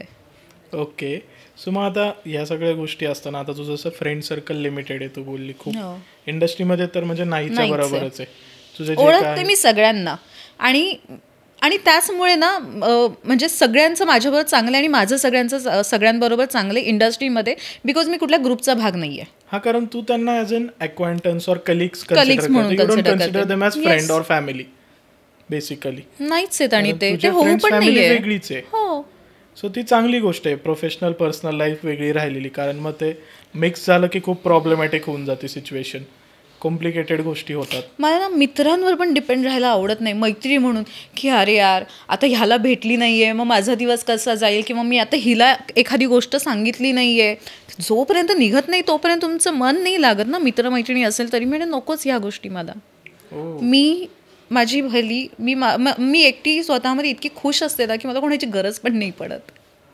ओके, आता या गोष्टीवरती मला इंटरेस्ट वाढलेला आहे खूप जास्त, की गरज नाही पडत ॲज इन लाईक असं खूप काही मोठा हार्टब्रेक झालाय म्हणून तुला पार्टनर नकोय तुझ्या लाईफमध्ये कोणी. अच्छा, मला वाटलं तू मैत्रीबद्दल बोलतोय. नाही, मैत्रीबद्दल तर आता आम्हाला कळलं तुझी बाजू, मैत्रीबद्दलचे तुझे विचार. आता आम्हाला तुझ्या पर्सनल लाईफमध्ये की तुला पार्टनर का नाहीये, किंवा लोकांना जे वाटतं जे सोशल मीडियावर बघून तुला की या मुलीला बॉयफ्रेंड असेल किंवा ही बॉयफ्रेंड सोबतच फिरते. बॉयफ्रेंड असेल, खूप लोकांना असं वाटतं की असे 2-3 मी फिरवत असेल. बापरे. पण असं खरंच काहीच नाहीये. पण असं का वाटतं, म्हणजे आता तू तरी माझ्यासोबत आता आपण गेला 1-1.5 तास झाला आपण चर्चा करतोय, भेटलोय, तर मला असं जाणवलं नाही तुझ्या स्वभावामध्ये कुठेही की तू खूप हंबल आणि डाऊन टू अर्थ अशी मुलगी आहे, एकदम साधी. आणि म्हणजे एखादी व्यक्ती जितकी ग्लॅमरस दिसू शकते त्याच्या एकदम अपोजिट तू इन पर्सन आहेस, आणि इंटेलेक्च्युअल कॉन्व्हर्सेशन्स तू प्रेफर करते जास्त. सो लोकांना का असं वाटतं मग की तुझं तसं इमेज आहे? एक्झॅक्टली. जर नाही, लोकांना माझं इमेज काय वाटतं हे मला माहीत नाही. ऑफकोर्स ते इन्स्टावरती जे काही कमेंट्स येत आहेत वगैरे, मी त्याच्यावरून असं जोक म्हणून म्हटलं की त्यांना असं वाटतं की मी फिरवत असेल वगैरे, किंवा खूप लोकांना असं वाटतं की अरे हा असेलच कोण ना कोणी, सिंगल का राहीन कुठलीही मुलगी, हे असंही वाटत असेल. बट आत्ता ती वेळ नाही आहे, आत्ता मी काम करते आहे. आणि ऑब्व्हियसली असं नाही की आयुष्यात कोणी येऊन नाही गेलं आहे वगैरे, ऑब्व्हियसली येऊन गेलेलं आहे. आणि प्रेमावर मला भयंकर विश्वास आहे. प्रेम हे खूप चांगलं असतं, करावं प्रत्येकाने. पण तो व्यक्ती एक्झॅक्टली जर मला बोलायलाच काही नसेल, मी बोर झाले, मी नाही म्हणजे मी कल्टी मारेल तिथून. मी थांबूच नाही शकणार. जर तो बोलायला व्यवस्थित नसेल किंवा मंद असेल तर मी नाही बोलू शकत कोणाशी. ओके, सो बेसिकली मला एकूण तर आपल्या ह्या कॉन्व्हर्सेशनमधनं असं वाटतंय की मीरा जगन्नाथ एका डेमिसेपिओसेक्शुअल कॅटेगरीमधली मुलगी आहे की जी इंटेलेक्च्युअल. बापरे, याचा अर्थ सांग मला 1 मिनिट. ओके, सो बेसिकली मी पहिल्यांदा ऐकते असं काहीतरी. ओके, सो जेनझी टर्म येतो थोडा. Okay, so demisapiosexual means basically a person, first thing, will get interactive or interested in a guy or a girl only if the person is intellectual and keeps you engaged or hooked into conversations. That is first trait, to get involved into conversation. And when the things go ahead, you should get emotionally involved. When you are emotionally involved, then only you will get the relationship grow. So तू kind of मला असं वाटतं की त्या ट्रेट्समध्ये आहेस की तुला असं कोणी फक्त गुड लुकिंग आहे किंवा पैशावाला आहे तर तो मुलगा तुला असं इझिली इम्प्रेस नाही करू शकत. पण एखादा average looking person with a good sense of humour नाही, मला चांगला दिसणारा नकोच आहे. मला नजर ठेवावी लागेल मग त्याच्यावर. मला साधा मुलगा जो हुशार आहे, ज्याला बिझनेस डिसेंट आहे, बिझनेस, आणि हंबल असावा. कारण ना तो काइंड असावा. मला तो उगाच ॲटिट्यूड, माझ्याकडे ते दाखवणारा माझ्या मनातून उतरतात. पैसे मीही कमवते, मला त्याच्या पैशाची गरज नाही आहे. तो माणूस म्हणून चांगला असावा. आणि मी मूर्ख आहे प्रेमामध्ये, म्हणजे मी आपली असं झोकून देणार आहे. सो त्याच्यामुळे ना मी पडायच्या आधी खूप विचार करेन, आणि जर पडले तर मग मी माझे 100% देईन. म्हणजे आपली जी कॅटेगरी आहे, मी जे आपण डिस्क्राईब केलं आपल्या कॅटेगरी, जेन्झीवाली नाही आहे, जेन्झीवाली नाही आहे आपली कॅटेगरी. आपल्या दोघांची कॅटेगरी जी आहे ती नॉर्मल 90s किड आणि ओल्ड स्कूल लव्ह प्रॉपर, की जिथं झुकून देऊन प्रेम करतो. आपल्याला ते फ्लेइंग्स, हुकअप्स, कल्चर ते काही मॅटर नाही करत. हे शब्द दिलेले आहेत, पण ना मी आता माझ्या फॅमिलीमध्ये मेंबरमध्ये पण आहेत, जेन्झीज आहेत, मिलेनियम आहेत, ती लोक जास्त स्मार्ट आहेत, पण आपण मूर्ख आहोत. म्हणजे मी तरी 90s मध्ये मला स्मार्ट म्हणजे ते प्रत्येक कामामध्ये सुद्धा स्मार्ट असतात. गुगल आहे, बाकीच्या सगळ्या सोल्युशन असे 1 मिनिटामध्ये ते सोल्युशन काढतात. किंवा प्रेम आपण म्हणतो वयाचं बंधन नसतं, ते तसंच आहे आणि त्यांना प्रेमासाठी वय नाही आहे. आत्ताचा 18 वर्षाचा मुलगा सुद्धा जसे 90s मध्ये प्रेम करायचे सिरियस वगैरे, तो तसाच आत्ताही करू शकतो. फक्त ते माणसाच्या स्वभावावरती आहे. ते डिपेंड, फक्त थोडेसे ना प्रॅक्टिकल आहेत ही, त्याच्यामुळे आपल्याला वाटतं की हे काय प्रेम करणार. थोडं नाही, खूप प्रॅक्टिकल आहेत. म्हणजे आपण इमोशनल फूल्स आहे असं मला. अरे कारण आपल्या वेळेस फोन नसायचे, काही नसायचे, आपण एकाच गोष्टीमध्ये लक्ष द्यायचो. आता असं नाही ना, आता तुझ्याकडे 10 गोष्टीत वेगवेगळ्या करायला, त्यामुळे त्यांचं लवकर लक्ष डायव्हर्ट पण होतं. आणि आज लोकांना 10 ऑप्शन पण आहेत. मला असं वाटतं की आता मी तुझ्यासोबत बोलतोय आणि I am focused on you, तर मी त्या जनरेशनचा आहे तर मी तुझ्याशीच बोलेल. मला मॅटर नाही करत मला 100 लोक मेसेज करतात का त्या टायमिंगला. पण तेच आजच्या जनरेशनचं थोडं उलट आहे की मी तुझ्याशी बोलतोय, ओके मला हिचा पण मेसेज येतोय, मी हिला पण रिप्लाय करतो, लेट्स सी मग कोणासोबत वर्कआउट होतोय मग पुढे जायला. सो हे पण एक प्रॉब्लेम होऊ शकतो, म्हणजे थोडा होऊ शकतो. मला खरंच सांगू का, मला एवढं माहीत नाही आहे ह्यांचं, मला फक्त ती काही नावं माहिती आहेत, बेंचिंग आणि हे ते वगैरे, सिच्युएशनशिप वगैरे. पण म्हणजे एक गर्लफ्रेंड आहे, पण ही जर सोडून गेली तर एक रेडी आहे. म्हणजे असं कसं प्रेम होऊ शकतं? पण हे प्रेम नाहीये, लाईक अपोजिट जेंडर बद्दल तेच आहे, अगदीच आहे. पण हे सिरियस नाहीच आहे, म्हणजे हे टाइमपास आहे. पण जेव्हा तुम्ही सिरियस कोणावरती तरी करता, मग ते कुठल्याही वयामध्ये असू द्या, ते खरंच असेल, मला तरी असं वाटतं. म्हणजे प्रेम मला असं वाटतं एकदाच होतं. नाही असं अजिबात नाहीये, मला खूप वेळा झालेलं आहे. अच्छा, खरं प्रेम असं नाही होत. उलट मला असं वाटतं पहिलं प्रेम म्हणजे ते अट्रॅक्शन असतं. म्हणजे माझ्या बाबतीमध्ये तरी मला वाटते. कारण प्रेम म्हणजे काय हे माहितीच नसतं ना. तुम्ही एक्सपिरियन्स घेता, त्यानंतर तुम्हाला कळतं की अरे हे प्रेम नसतो ना आपण त्या गोष्टी. आपल्याला फक्त ते अट्रॅक्शन, लुक्स असेल किंवा ती एक हार्मोनल बॅलन्स आपला तसं चाललेला असतो. जेवढं वय वाढतं तेव्हा खरं खरं प्रेम होत जातं, मला असं वाटतं. आता तरी मला असं वाटतं की पैसे माझं प्रेम आहे, बेस्ट आहे. मी आल्यावर तिथूनच सुरुवात केली ना, की पैसे कमवा, ट्रॅव्हल करा, शॉपिंग करा, खाण्यावरती उडवा आणि मग बाकीचं नंतर बघा. एक लाईफ आहे, छान जगा. सो आता एवढ्या गोष्टींवरती तर आपण कळलं, ऑडियन्सला एकतर कळलं की Meera is not into good looking guys, किंवा खूपच असं नाही की म्हणजे गुड लुकिंग असायला हवा, तो प्रेझेंटेबल तुझ्यासोबत बाहेर सोशल मीडियावरती प्रेझेंटेबलच असावा तो. मला बघून बरं वाटायला हवं की त्याला. बट थोडंसं असं आहे की यू आर डेमिसेपियस ऍक्च्युअल, जसं तुम्ही सांगितलं. हा शब्द मी लक्षात ठेवणार, मी तुला मेसेज करून लक्षात ठेवायला.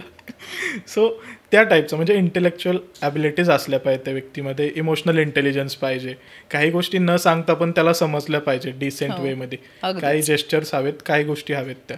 सो आता या गोष्टी ज्यावेळेस आपण बोलतोय तर मला हे जाणून घ्यायला आवडेल की ॲज अ गर्ल तुला काय वाटतं की कशा टाईपचा मुलगा किंवा एखाद्या मुलामध्ये कोणती क्वालिटी असावी जर का तो व्यक्ती बॉयफ्रेंड आहे तुझा किंवा तुझा पार्टनर म्हणून त्या व्यक्तीला तू बघते तर? मी असं कधीच ठरवणार नाही आधी, पहिली गोष्ट की मला कसा हवाय वगैरे. आवडला एखादा तर ठीक आहे, पण हा स्वभाव त्याच्यामध्ये नक्कीच असायला हवा की तो एक तर काइंड. आणि माझं काय होतं ना, मी एक्सप्रेस नाही करू शकत गोष्टी, तर त्यांनी ते समजून घ्यायला हवं, ओळखायला हवं. आय नो हा मूर्खपणा आहे की समोरच्याला कळणारच नाही. म्हणजे मला काय बोलायचंय, मी काय सांगणार नाही, तू समजून घे. मी का अपसेट आहे हे तुला कळायलाच हवं आणि तू विचारायला हवं की काय झालंय मला सांग. मला ही गोष्ट खरंच हवी की मला न बोलता त्याला कळायला हवं की मी अपसेट आहे. आनंदी वगैरे असतेच, पण अपसेट असेल तर त्याला कळायला हवं. फेस रिडिंग थोडंफार आलं पाहिजे. किंवा माझ्या हॅलो म्हणण्यावरून त्याला कळायला हवं काहीतरी झालेलं आहे. बापरे, टफ टास्क आहे ऑडियन्स. नाही, मला असंच हवं. आणि ऑब्व्हियसली तो इमोशनली कनेक्टेड असायला हवा माझ्याबरोबर, की उगाचच फक्तच मनी माइंडेड वगैरे असं नको आहे मला. राईट, अजिबात नको आहे. कारण नुसतं म्हणजे पैसे महत्त्वाचे असतात, पण जेव्हा तुम्ही प्रेम वगैरे म्हणतो ना त्यावेळेस पैसे नाही काउंट होत. हां, म्हणजे प्रेमामध्ये मलाही असं वाटतं की प्रेम करतोय आपण, मग ते कोणीही व्यक्ती असो, मित्र असो किंवा तुमची प्रियसी असो, तर तुम्ही झोकून द्या. तिथं त्या व्यक्तीचं बॅकग्राऊंड, त्याची जात, धर्म, जज न पैसे वगैरे जज न करता तुम्ही झोकून दिलं पाहिजे त्यात. आणि तो माझा चांगला मित्र असायला हवा. तर ठीक आहे, जर मित्रच नसेल, बोलताच नाही आला त्याच्याशी, तर मग काय करणार मी. तोच आपला पहिला पॉइंट परत. हो, he should be a good demisapiosexual person. आवडला हा शब्द. सो आता कमिंग टू द पॉइंट की आता तुझ्या प्रेमाबद्दलच्या ह्या ज्या व्याख्या आहेत त्या लोकांना कळालेल्या आहेत, पण तुझ्यासाठी एक ऑस्ट्रक मोमेंट काय असेल जे लाईफमध्ये की यार दिस इज लाईक माइलस्टोन, माझ्या प्रेमात जर मी क्रॉस केला तर, किंवा माझ्यासाठी कोणी ही गोष्ट केली तर तो माइलस्टोन आहे माझ्या प्रेमाचा. बापरे, मी खरंच असं नाही विचार केलाय. मला असं वाटतं मी ठरवण्यापेक्षा त्याने काहीतरी एक्स्ट्राऑर्डिनरी गोष्ट माझ्यासाठी करायला हवी. ओके. हां, सो दिस इज मी असं नाही काही विचार केला नाही. माझ्यासाठी असं केलं एक दोन नक्की काय एकाने केलेलं आहे. नाही, एकाने केलेलं आहे, पण ते आता आधीच झालं ना. ओके, म्हणजे काय सांगू शकते नाव न घेता काय नक्की केलं? नाही रे, मी काहीही बोलले की त्याचा इतका बवाल होतो की ते 10 वर्षापूर्वीचं असेल तरी लोक म्हणतात हिच्या आयुष्यात असं झालेलं आहे आणि आत्ता असं झालेलं आहे, आत्ता ही गोष्ट घडती आणि त्याच्यामुळे ना माझ्या घरचे मला विचार काय मग कोणी असेल तर आम्हाला सांग असं म्हणतील. मग ओके, आपण ऑफ कॅमेरा बोलू या गोष्टीबद्दल. So coming to the topic, आता प्रेमाबद्दल तू भरपूर काही सांगितलेलं आहे आणि मुलांनाही आयडिया आली असेल की मुलींना कशा टाईपचे मुलं आवडतात, जे ॲम्बिशियस आहेत मुली. पण माझं काय प्रॉब्लेम होतो का माहिती आहे का, मी हे सगळं बोलते वगैरे, पण जेव्हा कोणाला भेटायची वेळ येते ना मी पळून जाते, बॅकआउट. हो, म्हणजे मला भीती वाटायला लागते की असं नाही, मला माझं फ्रीडम हवं आहे, मला माझं काम करायचं आहे, पण हे नाही करायचं ते नाही करायचं असं जर मला कोणी बोललं, रेड फ्लॅग. सो मी असं खूप म्हणते, पण त्याच्यासाठी बाहेरही पडावं लागतं. मी बाहेर नाही पडत, मला कंटाळा येतो. खूप गोष्टी सिमिलर आहेत आपल्या. मी स्वतःही नाही जात आणि मी बाहेर गेलो तर मी सांगतही नाही मी बाहेर आहे. एक्झॅक्टली, कारण तो स्पेस मला असं वाटतं की स्वतःसाठी स्वतःचा आहे ना तो आपला स्पेस, की तुम्हाला बाहेर पडायचं, तुम्ही एकटे कॉफी शॉपमध्ये जाऊन कॉफी पिता, पण तुम्हाला नाही बोलायचे कोणाशी.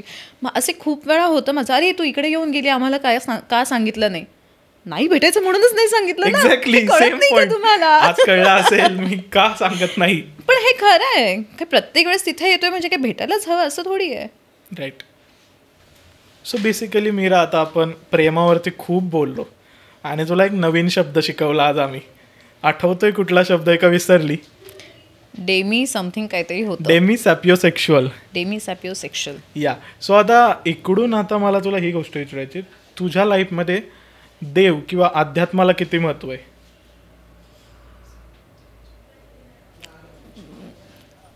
माझा देवावर विश्वास आहे. विश्वास म्हणजे काय, मी काम केल्याशिवाय देव मला आयतं आणून देणार नाहीये. बरोबर आहे. पण मला मंदिरात जायला आवडतं, कारण लहानपणापासून मी घरामध्ये पूजा करतच वाढलेली आहे. सो रोज देवाला आपण साफ करण्यापासून, मंदिर क्लीन करण्यापासून ही सगळी कामं मी लहानपणापासून केलेली आहे. तर तो विश्वास आहे माझा असा. मला आवडतं मंदिरात जायला. मी इंडियाच्या बाहेर गेले तरी मी तिकडेही मंदिर असेल तर मला कौतुकाने जायला आवडतं, तसा विश्वास आहे. आणि आधी वेगळं होतं, आधी मी देवाला रिश्वत द्यायची की तू माझं हे काम कर, मग मी तुला हे देईन, मी तुला 21 नारळ देईल, पेढे देईल, गरिबांना खाऊ घालेल, पण हे काम कर मग. पण खूप वर्ष झाली मी हे असं नाही बोलत आणि त्याच्यामुळे माझी कामं होत चालली आहेत. हे कुठेतरी आपण लहान असताना चालू होतं ना, मला पेपरमध्ये एवढे मार्क पडू दे, मग मी आत्ताही 3 वर्षापूर्वीपर्यंत हे करत होते.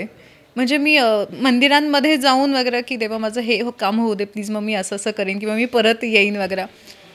मी करते आता हे असं, म्हणजे परत मंदिरात जाते, पण मी असं नाही म्हणत की माझं हे काम कर मगच मी हे करेन, नाही हे करत. कारण इव्हेंच्युअली ना मेच्युअर होता तेव्हा तुम्हाला कळतं की आपण लहानपणी फक्त ते असं करायचं, काही मागायचं नाही, तेच तसंच करायला हवं.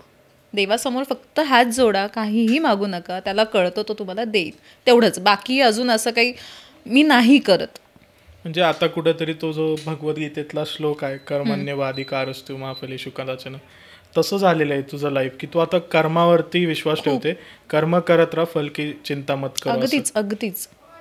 नाईस. सो आता ह्या गोष्टी जशा आहेत, पण मला असं वाटतं की कुठेतरी तुझा जो काही सॉफ्ट कॉर्नर आहे भक्तीमध्ये, म्हणजे तुझा जो काही विश्वास आहे, तू कुठेतरी मला तुझ्या पर्सनॅलिटीनं असं जाणवतं की you are much more soft or inclined towards Krishna, की you get inspired or you get motivated whenever you feel low. ज्यावेळेस तू त्या एनर्जीला प्रे करते, तर कुठेतरी कृष्ण तुझ्या लाईफमध्ये इम्पॉर्टंट रोल प्ले करतो का असं? तसं नाही म्हणता येणार ॲक्च्युली. मी सगळ्याच देवांना, मी खरंच अगदी एक समान आपण म्हणतो ना देवांना बघते, हा देव माझा फेवरेट किंवा हे व्हायचं आधी, पण आत्ता तसं नाही आहे. मी सगळ्या देवांपुढे हात जोडते. मी असं नाही, बिलीव्ह असं नाही, पण आपण म्हणतो ना की जेव्हा तुम्ही संकटात असता तेव्हा तुम्हाला आईची आठवण येते. तसं जर देवाबद्दल म्हणालात तर मला शिवजी, हनुमानजी आठवतात आधी, आणि माझी रोजची सकाळची सुरुवातच होते हनुमान चालिसाने. ओके, तू बजरंग बाण ऐकते? हनुमान चालीसा ऐकलंय मी. अच्छा, तू एकदा बजरंग बाण ट्राय कर, रसराज महाराजांचा. ओके. अँड तू ज्यावेळेस ऐकशील तुला नक्की एक पॉझिटिव्ह चेंज दिसायला चालू होईल. एक पॉझिटिव्ह ऑरा स्वतःचा आहे ना आपल्याला फील व्हायला चालू होतो. म्हणजे मी स्वतः प्रॅक्टिस करतोय आता गेले 1.5 वर्ष झालं. रोज सकाळी उठलं की मी कोणाशी बोलत नाही, काय नाही, इयरफोन्स लावायचे, बजरंग बाण एकदा ऐकायचा आणि झोपताना एकदा ऐकतो मी. आय एम नॉट सेइंग की त्यांनी काय मिरॅकल होईल असं कुणाच्या लाईफमध्ये, I am not claiming that, but एक पॉझिटिव्ह एक्झॅक्टली एनर्जी अशी फील होते आपल्याला. म्हणजे तू जर मला आता कॉल केला असेल तर तुला एक म्युझिक आला असेल कॉलर ट्यून ऐकायला.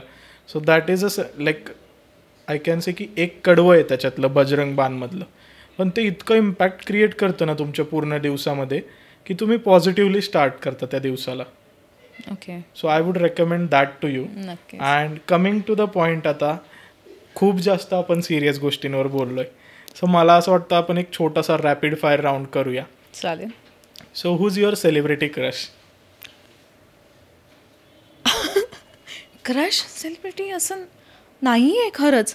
असतं तर असं तोंडात लगेच आलं असतं नाव. एकही ऍक्टर नाही तुला आतापर्यंत आलं असं अट्रॅक्टिव्ह वाटला? तू मराठीत विचारतोय की हिंदीमध्ये? That depends. आता तू कोणत्या ऍक्टरला क्रश समजू शकते तुझा? नाही रे बाबा, बवाल हो जाएगा ये तो सुन के, लोगों को नहीं चाहिए. बापरे. मग असं कुठली फॅशन इन्स्टा ऍक्ट्रेस आहे का बॉलिवूडमधली किंवा हॉलिवूडमधली किंवा मराठीमधली जिच्याकडून तुझा फॅशन सेन्स तुला वाटतं की यार हां असं ट्राय केलं पाहिजे मी? मला दीपिका पादुकोण खूप आवडते, आणि फॅशन म्हणालास तर दीपिका. अदरवाईज डिसिप्लिन वगैरे सगळं कॅथरीना. सॉरी, रणवीरचा फॅशन सेन्स नाही आवडत? नाही, सी आता तो मुलगा आहे तो ठीक आहे, म्हणजे चालेल. मी म्हटलं ना, मी सगळ्या गोष्टी एक्सेप्ट करते. त्यांना ते छान वाटत असेल करायला तर काहीच हरकत नाही आहे. ओके. मग आता सी, तुम्ही काहीही घाला, तुम्ही कॅरी कसं करताय ना हे महत्त्वाचं आहे. I agree. सो ते मुलाने घालू दे किंवा मुलींनी ते कपडे घालू दे, काहींचं असं असतं जशी दीपिकाची पर्सनॅलिटी, तिने काहीही घातलं तरी ते कमाल दिसणार आहे तिच्यावरती. आणि खूप ठिकाणी काय होतं, तुम्ही ब्रँडेड मोठ्या गोष्टी घालता पण ते फेक वाटतं. सो काय उपयोग? आजकाल तेच झालेलं आहे. एक्झॅक्टली. स्निकर्स, बॅग्स असतील, काही कुठल्याही गोष्टी जिथं मोठ्या ब्रँडचं नाव आलं, पीपल थिंक की हे फर्स्ट कॉपी आहे. फर्स्ट कॉपी एक्झॅक्टली तुम्ही कॅरी कसं करताय त्याच्यावरतीच आहे हे. आणि मला असं वाटतं की ऑफकोर्स मी ब्रँडसाठी वेडी आहे. मला भयंकर मोठे मोठे ब्रँड्स आवडतात. मी घेते, घालते, आणि माझे कमवलेले पैसे सगळे त्यातच जातात. त्याच्यामुळे मी खूप ओरडा पण खाते. पण खूप जणांचं काय होतं ना, आपण छान दिसावं आणि लोकांनी रेकग्नाईज आपल्याला करावं, अरे ही वापरते म्हणून. मी खूप लोकांना इव्हेंट्समध्ये आत्ता रिसेंटली पाहिलेलं आहे जे फेक बॅग्स घेऊन फिरत होते. मग सगळं नका घेऊ, कोणी तुम्हाला विचारणार नाहीये.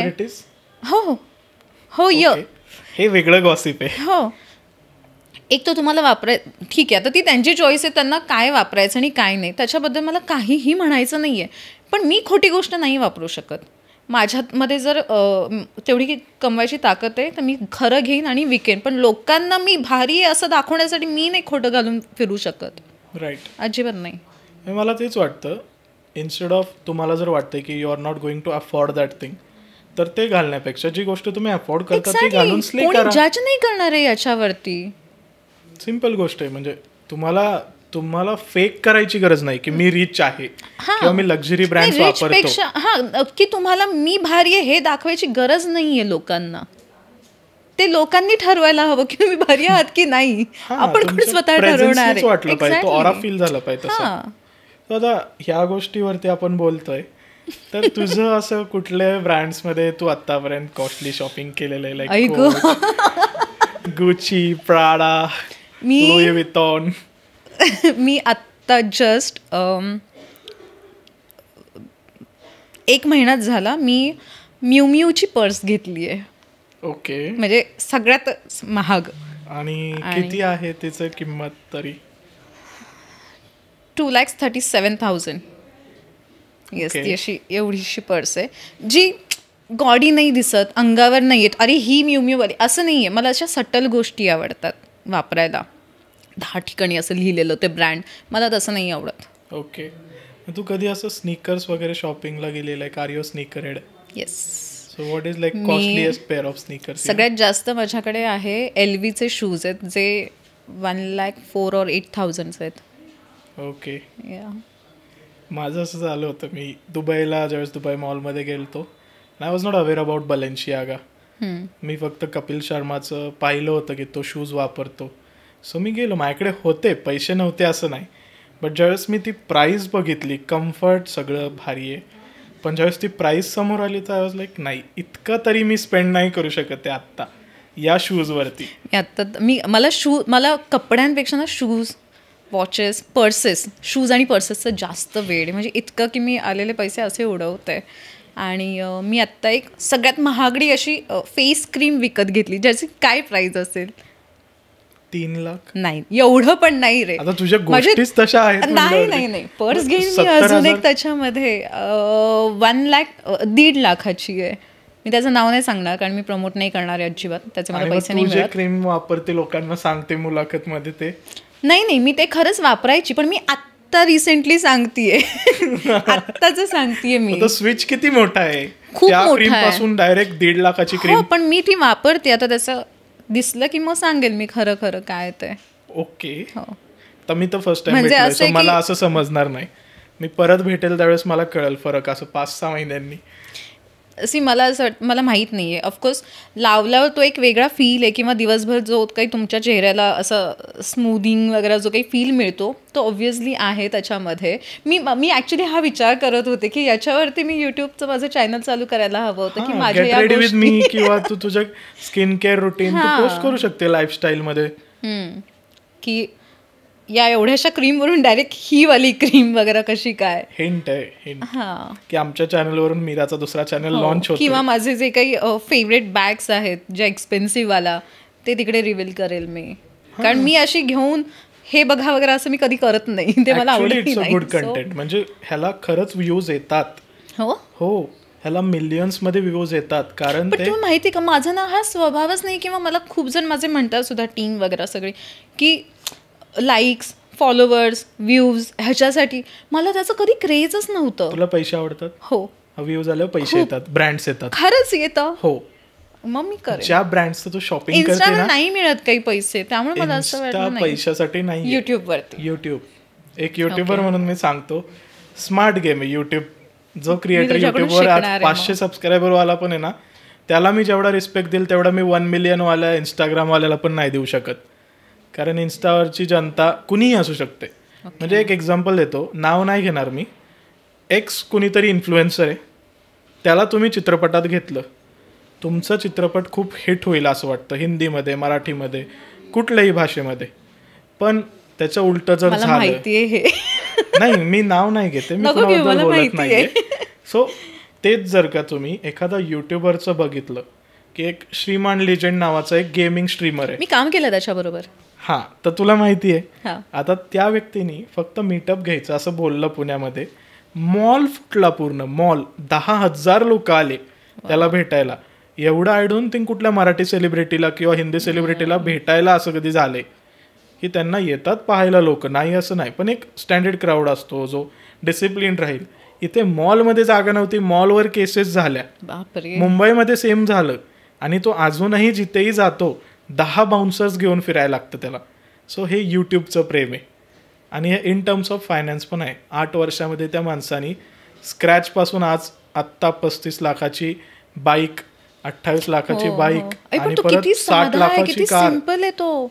मी आता रिसेंटली त्याच्यावर आम्ही एक गेमिंगचीच ऍड केली, ते बीजीएमची आम्ही केली आता ऍड. तर त्यावेळेस तोच होता. तर त्याला म्हणजे ते सांगत होते हा गेमिंग मधला गॉड आहे वगैरे असं त्याला म्हणत होते. म्हटलं अच्छा, म्हणजे मला काहीच माहित नाहीये काय कसं खेळायचं. ही पॉवर आहे युट्यूब. कमाल. म्हणजे जिकडे तुम्ही इमॅजिन नाही करू शकत एवढे पैसे ते लोक कमवतात. म्हणजे ई गेमिंग मध्ये आजकाल जे आलेलं आहे गेमिंग कल्चर, तर त्या टेक गेमिंग मधले जे बाप लोक आहेत ज्यांनी 2017-18 चालू केलं, ते लोक आज तू जे काही ब्रँड्स बोलतीये त्याचे डेली वेअरला घालतात कपडे. म्हणजे असं त्यांचं दिवसाचे व्हिडिओ आहेत की आज मैंने 70 लाख का कपडा पहना है, आज मैंने 80 लाख का पहना है. मी म्हणतो काय फ्लेक्स आहे हा.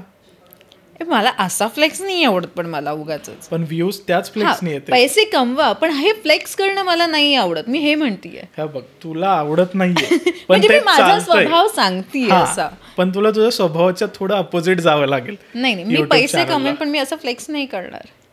सो आता मला पुढचा प्रश्न असा आहे, आता आपण लक्झरी बद्दल डिस्कस केलंय की तुझे काय काय लक्झरी प्रोडक्ट्स आहेत. आत्तापर्यंतचा तुझे जे स्नीकर कलेक्शन आहे त्याच्यामध्ये रेग्युलर यूजला तू कोणते स्नीकर्स प्रेफर करते? लोकांचं असतं जॉर्डन्स, एअर मॅक्स किंवा वेगवेगळे असतात त्यांचे, न्यू बॅलन्स आहे. सो तुझं काय गो टू कम्फर्ट स्नीकर? आत्ता मी जे घालते ते आहेत ऑनचे, आणि त्याच्या आधी जे घालत होते म्हणजे जे मला नेहमी आवडतात, मला नायकीचे एअर. हो, येस. ओके. कुणीतरी ॲक्ट्रेस आहे म्हणजे आमच्याकडे जी स्नीकर हेड आहे. अरे खूप आवडतात मला.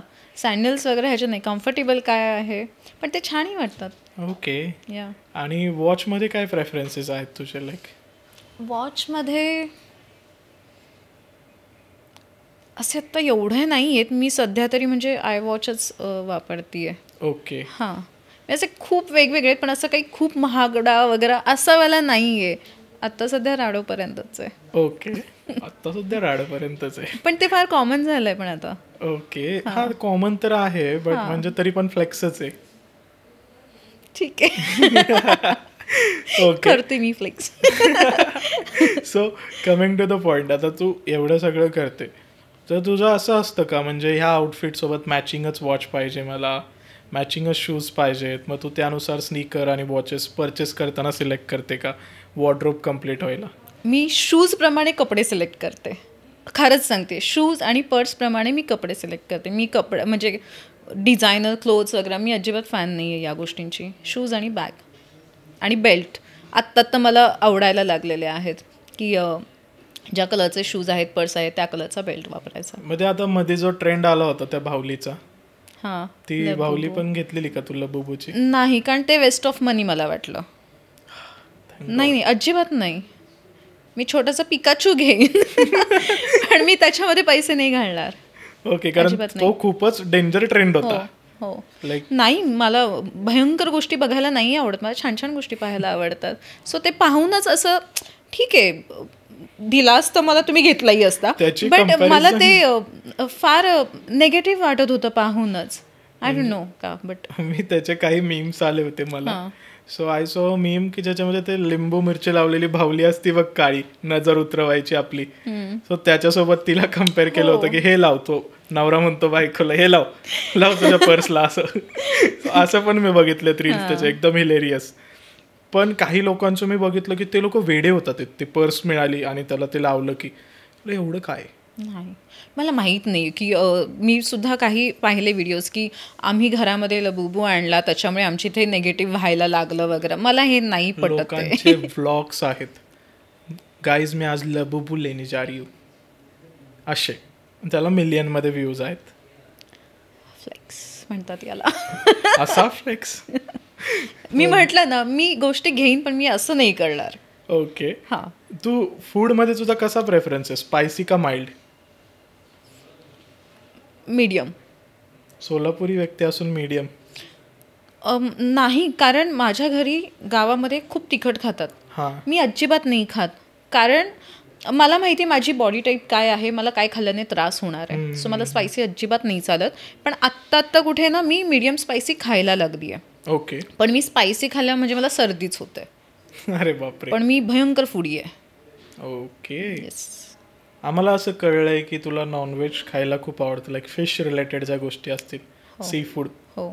सो मग सी फूड मधली तुझी फेवरेट गोष्ट काय? मला सुशी फार आवडते ॲक्च्युली. पुण्यामध्ये तू कुठे सुशी ट्राय केली आहे? पुण्यामध्ये मी ते सेनापती बापट रोडला जे मॉल आहे हां हां. तिकडे एक वरती आहे जॅपनीज रेस्टॉरंट, तिकडे. ओके. मी एक दिवस तू फ्री असताना सांग, आपण तिघे जाऊया. केपी मध्ये एक प्लेस आहे, मी नाव नाही रिव्हील करणार आत्ता, तुला सरप्राईज असेल ती प्लेस. चालेल. छोटी प्लेस आहे पण तिथली sushi if you taste you will fall in love. Okay. मी पुण्यामध्ये मोस्टली नाही अशा खूप रेस्टॉरंटमध्ये गेली नाही, कारण मी मुंबईतच राहते. हां राईट. सो त्यामुळे मुंबईमध्ये मला माहिती आहे कुठे काय कसं मिळतं. एकच प्लेस आहे जिथं बेस्ट सुशी मिळते. ओके.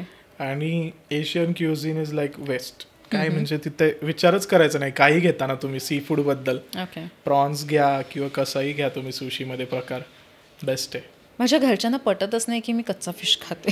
सो त्यांचं समजून नाहीये सुशी मध्ये अजिबात नाही येत. पण ते म्हणते कसं काय खाऊ शकतेस तू हे. आणि मी त्यांना एकदा घेऊनही गेले होते, म्हणजे ट्राय करा एकदा. कोणालाच नाही आवडलं. मी खुश झाले की सगळ्याचं सगळं प्लेट मला मिळाला. मला असंच होतं.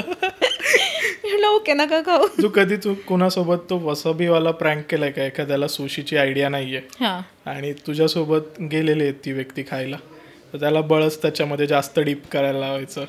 नाही, मी तसं नाही. पण वसाबीवाले ते चना असतो ना, त्याला लावून जे मिळतात ते मी दिलं होतं, माझ्या ताईला दिलं होतं. आणि ती खूप ओरडली होती मला, कारण सगळं बंद झालं होतं तिचं काम करणं. म्हणजे आहे तुझ्यामध्ये पण ते खुरापती दिमाग आहे. माझ्या बरोबर ऍक्च्युली प्रँक केलेला आहे हा. ओके. हो. माझा एक मित्र आहे ज्याला भयंकर सुशी आवडते, आणि आम्ही दोघं खायला गेलो होतो. तर आम्ही ते ॲक्च्युअल जे वसाबी असतं ते एक प्लांट असतं, तर ते ग्रेट करून तुम्हाला ते देतात. तर ते लाईट असतं, असं खूप असं स्ट्रॉंग नसतं. आणि जे आपल्याला ते रेडी असतं जे देतात, ते म्हणे काही नाही हे फारच माइल्ड असतं म्हणाले ते. आणि त्यांनी काय केलं ना, ते अख्खा एवढा जो होता ना तो अख्खा घेऊन सॉसमध्ये टाकला, त्या सोया सॉसमध्ये. आणि मी ते डिप करून खाल्लं आणि माझे म्हणजे सगळे इंद्रिय असे जागे झाले होते. आणि ते म्हणाले की मी मुद्दाम केलं हे. टेस्ट बर्ड्स खोलले असतील पूर्ण. खोलले म्हणजे मी प्रत्येक वेळेस घाण तोंड करून खात होते, कारण ते सॉस संपला ना तो. Right right right. नाही म्हणजे मी बऱ्याचदा ही प्रँक करतो असं. जे काही माझे जवळचे फ्रेंड्स आहेत, आता तर सगळ्यांना कळले सुशीबद्दल, जे अवेअर नाही आहेत सुशीबद्दल, त्यांच्यासोबत मजा येते ही गोष्ट ट्राय करायला. की ते खूप कॉन्फिडन्समध्ये होतं, मी किती पण स्पायसी खाऊ शकतोय, काय त्याला होतंय. आणि ते स्पायसी पण नाही, काहीतरी वेगळी विचित्र टेस्ट आहे त्याची. हा, स्पायसी तुमच्या जिभेला कळतं. खोललं जातं. एक्झॅक्टली. नाईस. सो आता सुशी तर मला कळलेलं आहे की आपण जर भेटणार असो तर अशा प्लेसला आता बघायचं तिथं सुशी बेस्ट मिळते. I can decide accordingly. तर तुझं महाराष्ट्रीयन फूडमध्ये काय फेवरेट आहे? माझं महाराष्ट्रीयन फूडमध्ये मी सगळं खाते. मला आवडतं ॲक्च्युली. म्हणजे एकतर जॅपनीज फूड, एशियन फूड किंवा मग महाराष्ट्रीयन फूड. बाकीमधलं काही नाही. म्हणजे मला भाकरी, भाजी, म्हणजे मला कारल्याची भाजी पण आवडते आणि खूप आवडीने खाते मी पण. आईने बनवलेली पाहिजे. एक्झॅक्टली, मी तेच म्हणणार होते. आणि माझ्या आईनं असं भरलेलं वगैरे नाही बनवत.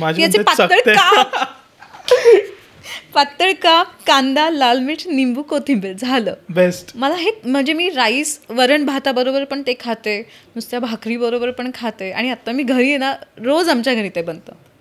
बेस्ट. खाऊनच आली. ऍक्च्युली मला याच्यावरून आठवलं की when I was in Singapore doing my internship in Nanyang Technological University, मी ऑलमोस्ट 2-2.5 महिन्यांनी येत होतो. सो तिकडे तरी फ्लॉवर, पनीर, मटर हेच खात होतो रोज मी. आणि मला आईने विचारलं काय करू मी तुला, कोणती भाजी करू, काय करू, असं. तिने सगळ्या अशा हायफाय भाज्या सांगितल्या ज्या आपण युजली स्पेशल ओकेशन्सला करतो. एक काम कर, नॉर्मल भाकरी, पिठलं आणि ठेचा बनव. मी सकाळी 6 वाजता हे खायला रेडी आहे, कारण मी आतुर झालोय ती इंडियन टेस्ट खायला.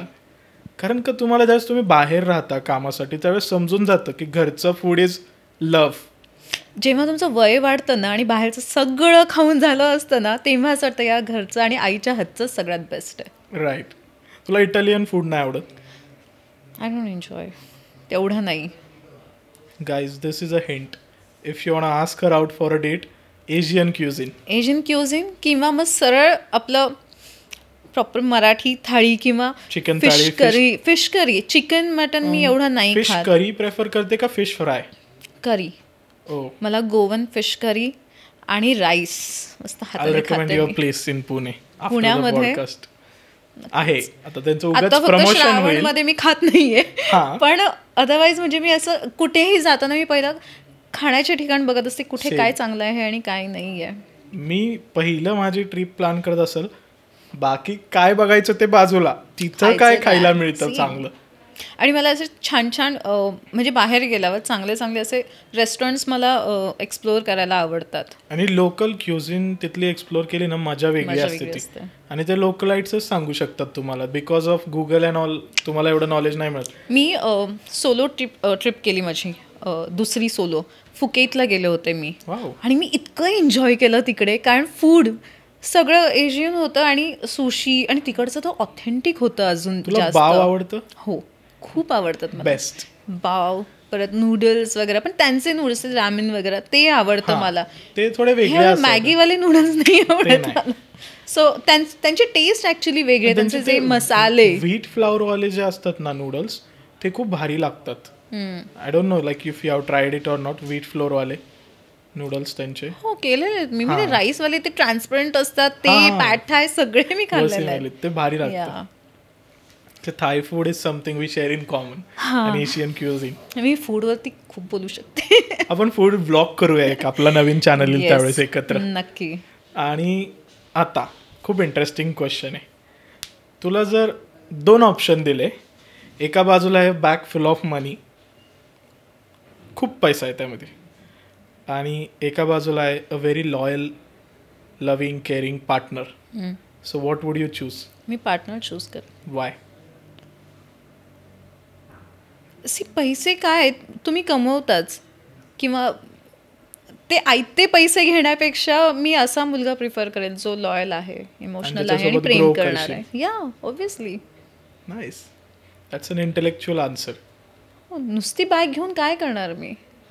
हे बघ, मला असं वाटतं पैसे कमवायला ना तुम्ही कसेही कमवू शकता, टिकवता यायला हवा. रस्त्यामध्ये सापडली बॅग तरी तो त्या पैशाला अजून तुम्ही मोठं कसं करणार, त्याचं डबल कसे करणार, ही अक्कलच नसेल तर त्या बॅगचं काय करणार तुम्ही पैशाने भरलेल्या? ते खरं आहे. तू कधी टिकटॉक वगैरे यूज केलं एक्झिस्ट करताना? टिकटॉक मी डाउनलोड केलं होतं, पाहायची, 4 ते 5 व्हिडिओज करून टाकले होते असे नाचून वगैरे, पण त्याच्यानंतर काहीच नाही केलं मी. त्याला व्ह्यूज वगैरे आलते का तुला? नाही, मी ऍक्टिव्हच नाहीये तशी.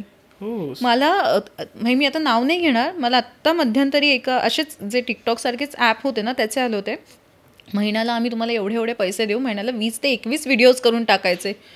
वेळ लागलाय आणि लाईव्ह यायचं 15 मिनिटासाठी वगैरे असं. पॉसिबलच नाही आहे माझ्याकडून, हे मी अशी वागूच शकत नाही. आपली फ्रिक्वेन्सी खूप सेम आहे. म्हणजे आपण खूप antisocial kind of person आहे की जे पोस्ट करतो that is profession basically. In general आपल्याला जर काय एक्सप्लोर केलं एखाद्या व्यक्तीने तर we are very antisocial. आपण आपल्या त्या स्पेसमध्ये मी दिवसभर रीलवरती घालवू शकते लोकांना बघायला, व्हिडिओज पाहायला, पण मी स्वतः त्याच्यासाठी मी म्हटलं ना, मी एकटी बडबड नाही करू शकत. तू आहेस समोर, मी बोलू शकते कितीही, मी दिवसभर बोलू शकते, पण मी एकटी कॅमेरा घेऊन नाही बोलू शकत. मला कौतुक वाटतं हे जे लोक करतात ना सगळेजण, खरंच कौतुक आहे त्यांचं. तेवढं कॉन्फिडन्स आणि बोलणं, एडिट वगैरे हे सगळं करणं मला नाही येत. मी करणार पण नाही ते. तू जरी फ्युचरमध्ये यूट्यूब चॅनल केला तरी तू एकटी बडबडपेक्षा यू विल सी की काहीतरी इंटरॅक्टिव्ह किंवा काहीतरी असं क्वालिटी कंटेंट बनवशील. हो, मी टीम बरोबर काम करायला प्रिफर करेल एकटं असं करण्यापेक्षा. राईट. तुला कुकिंग आवडतं? खूप. ओके. म्हणजे मला 2 कन्सेप्ट तरी मिळाल्या. मी मीरासोबत काय करू शकतो. एक तर मलाही कुकिंग येतं त्यामुळे आपण एक कुकिंग व्हिडिओ करू शकतोय, आणि एक आपण मस्त फूड एक्सप्लोरेशनचा व्हिडिओ करू शकतो. For sure.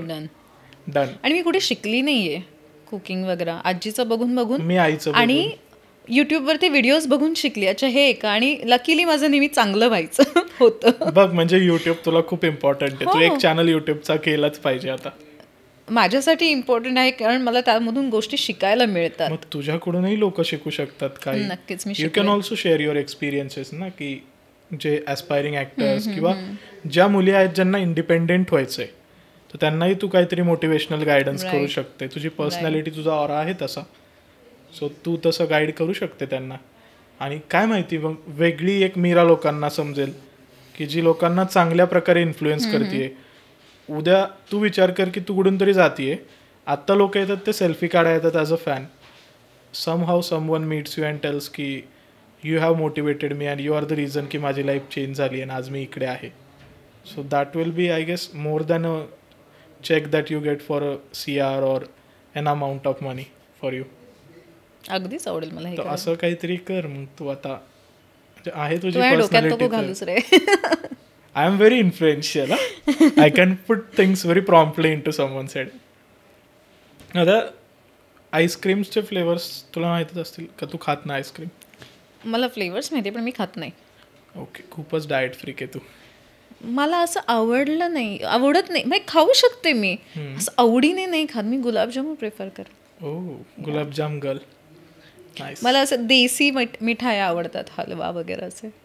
ओके, तू ते एक स्वीट येतं डबल का मीठा, ते खाल्लंय का कधी? ते बेंगॉली डिश आहेत का? नाही, हैदराबादी क्युझिन आहे. नाही, अजिबात नाही माहिती मला.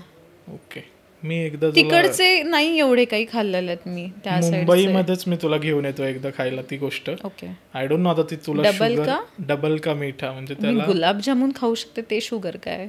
हे पाकातच बनतं आणि इतकं पाकात असतं ना की मी पाक पिते. मग तुला आवडेल. गुलाबजामुन खाल्लं मी पिते. मग तुला आवडेल. ते खूप सुरेख लागतं, ज्याला स्वीट आवडते. आम्ही तुला काही अशा रेसिपी पण दाखवेल की ज्या प्रोटीन रिच डेझर्ट्स आहेत. लो शुगर नाहीच, म्हणजे no sugar, low carb, low fat, high protein desserts. माझं कसं आहे ना, मी डाएट करते तेव्हा फक्त डाएटच करते, कच्चं आणि उकडलेलंच खाते. अदरवाईज मी सगळं खाते. आणि ती रेसिपी माझ्या डायटिशियननी दिली ती मला.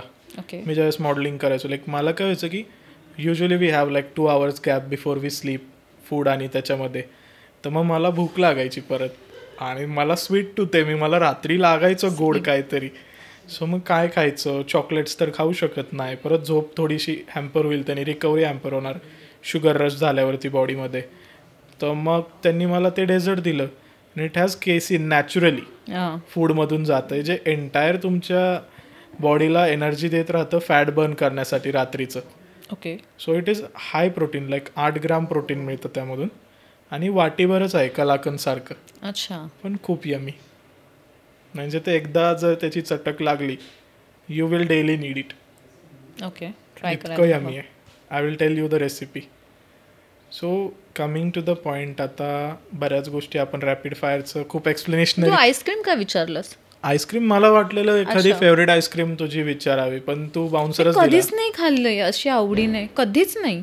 May be you have not been to the right place for ice cream. नाही, असं काही नाही. आमच्या घरी रोज आईस्क्रीम खातात घरी, रोज. पण मला नाही असं कधीतरी अगदी. म्हणजे मी शेवट आईस्क्रीम कधी खाल्ली असं माहिती आहे? लॉकडाऊनमध्ये मँगो आणि व्हॅनिला आईस्क्रीम असं घरी बनवून, कारण तेव्हा मी रोजच घरी बनवायची म्हणून. पण अदरवाईज मी कधीच आईस्क्रीम नाही खाल्ली. नाही, त्याच्या आधीपासून मी बनवते, फार आधीपासून. पण तेव्हा वेळ असायचा बनवायला, अशा नवीन गोष्टी शिकायची मी बनवण्यासाठी वगैरे. पण असं एवढं आवडीनं नाही कधी. ओके, तुझा फेवरेट स्पोर्ट्स काय? सगळंच बघते ऍक्च्युली, पण मला क्रिकेट आवडतं जास्त पाहायला. Favourite cricketer? मला हार्दिक पांड्या खूप आवडतो. सो यू इनटू लाईक खूप आवडतो तो. Indian man, proper Indian man. Of course. हो, म्हणजे तसे तो खूप आहे, विराट कोहली वगैरे. पण मला,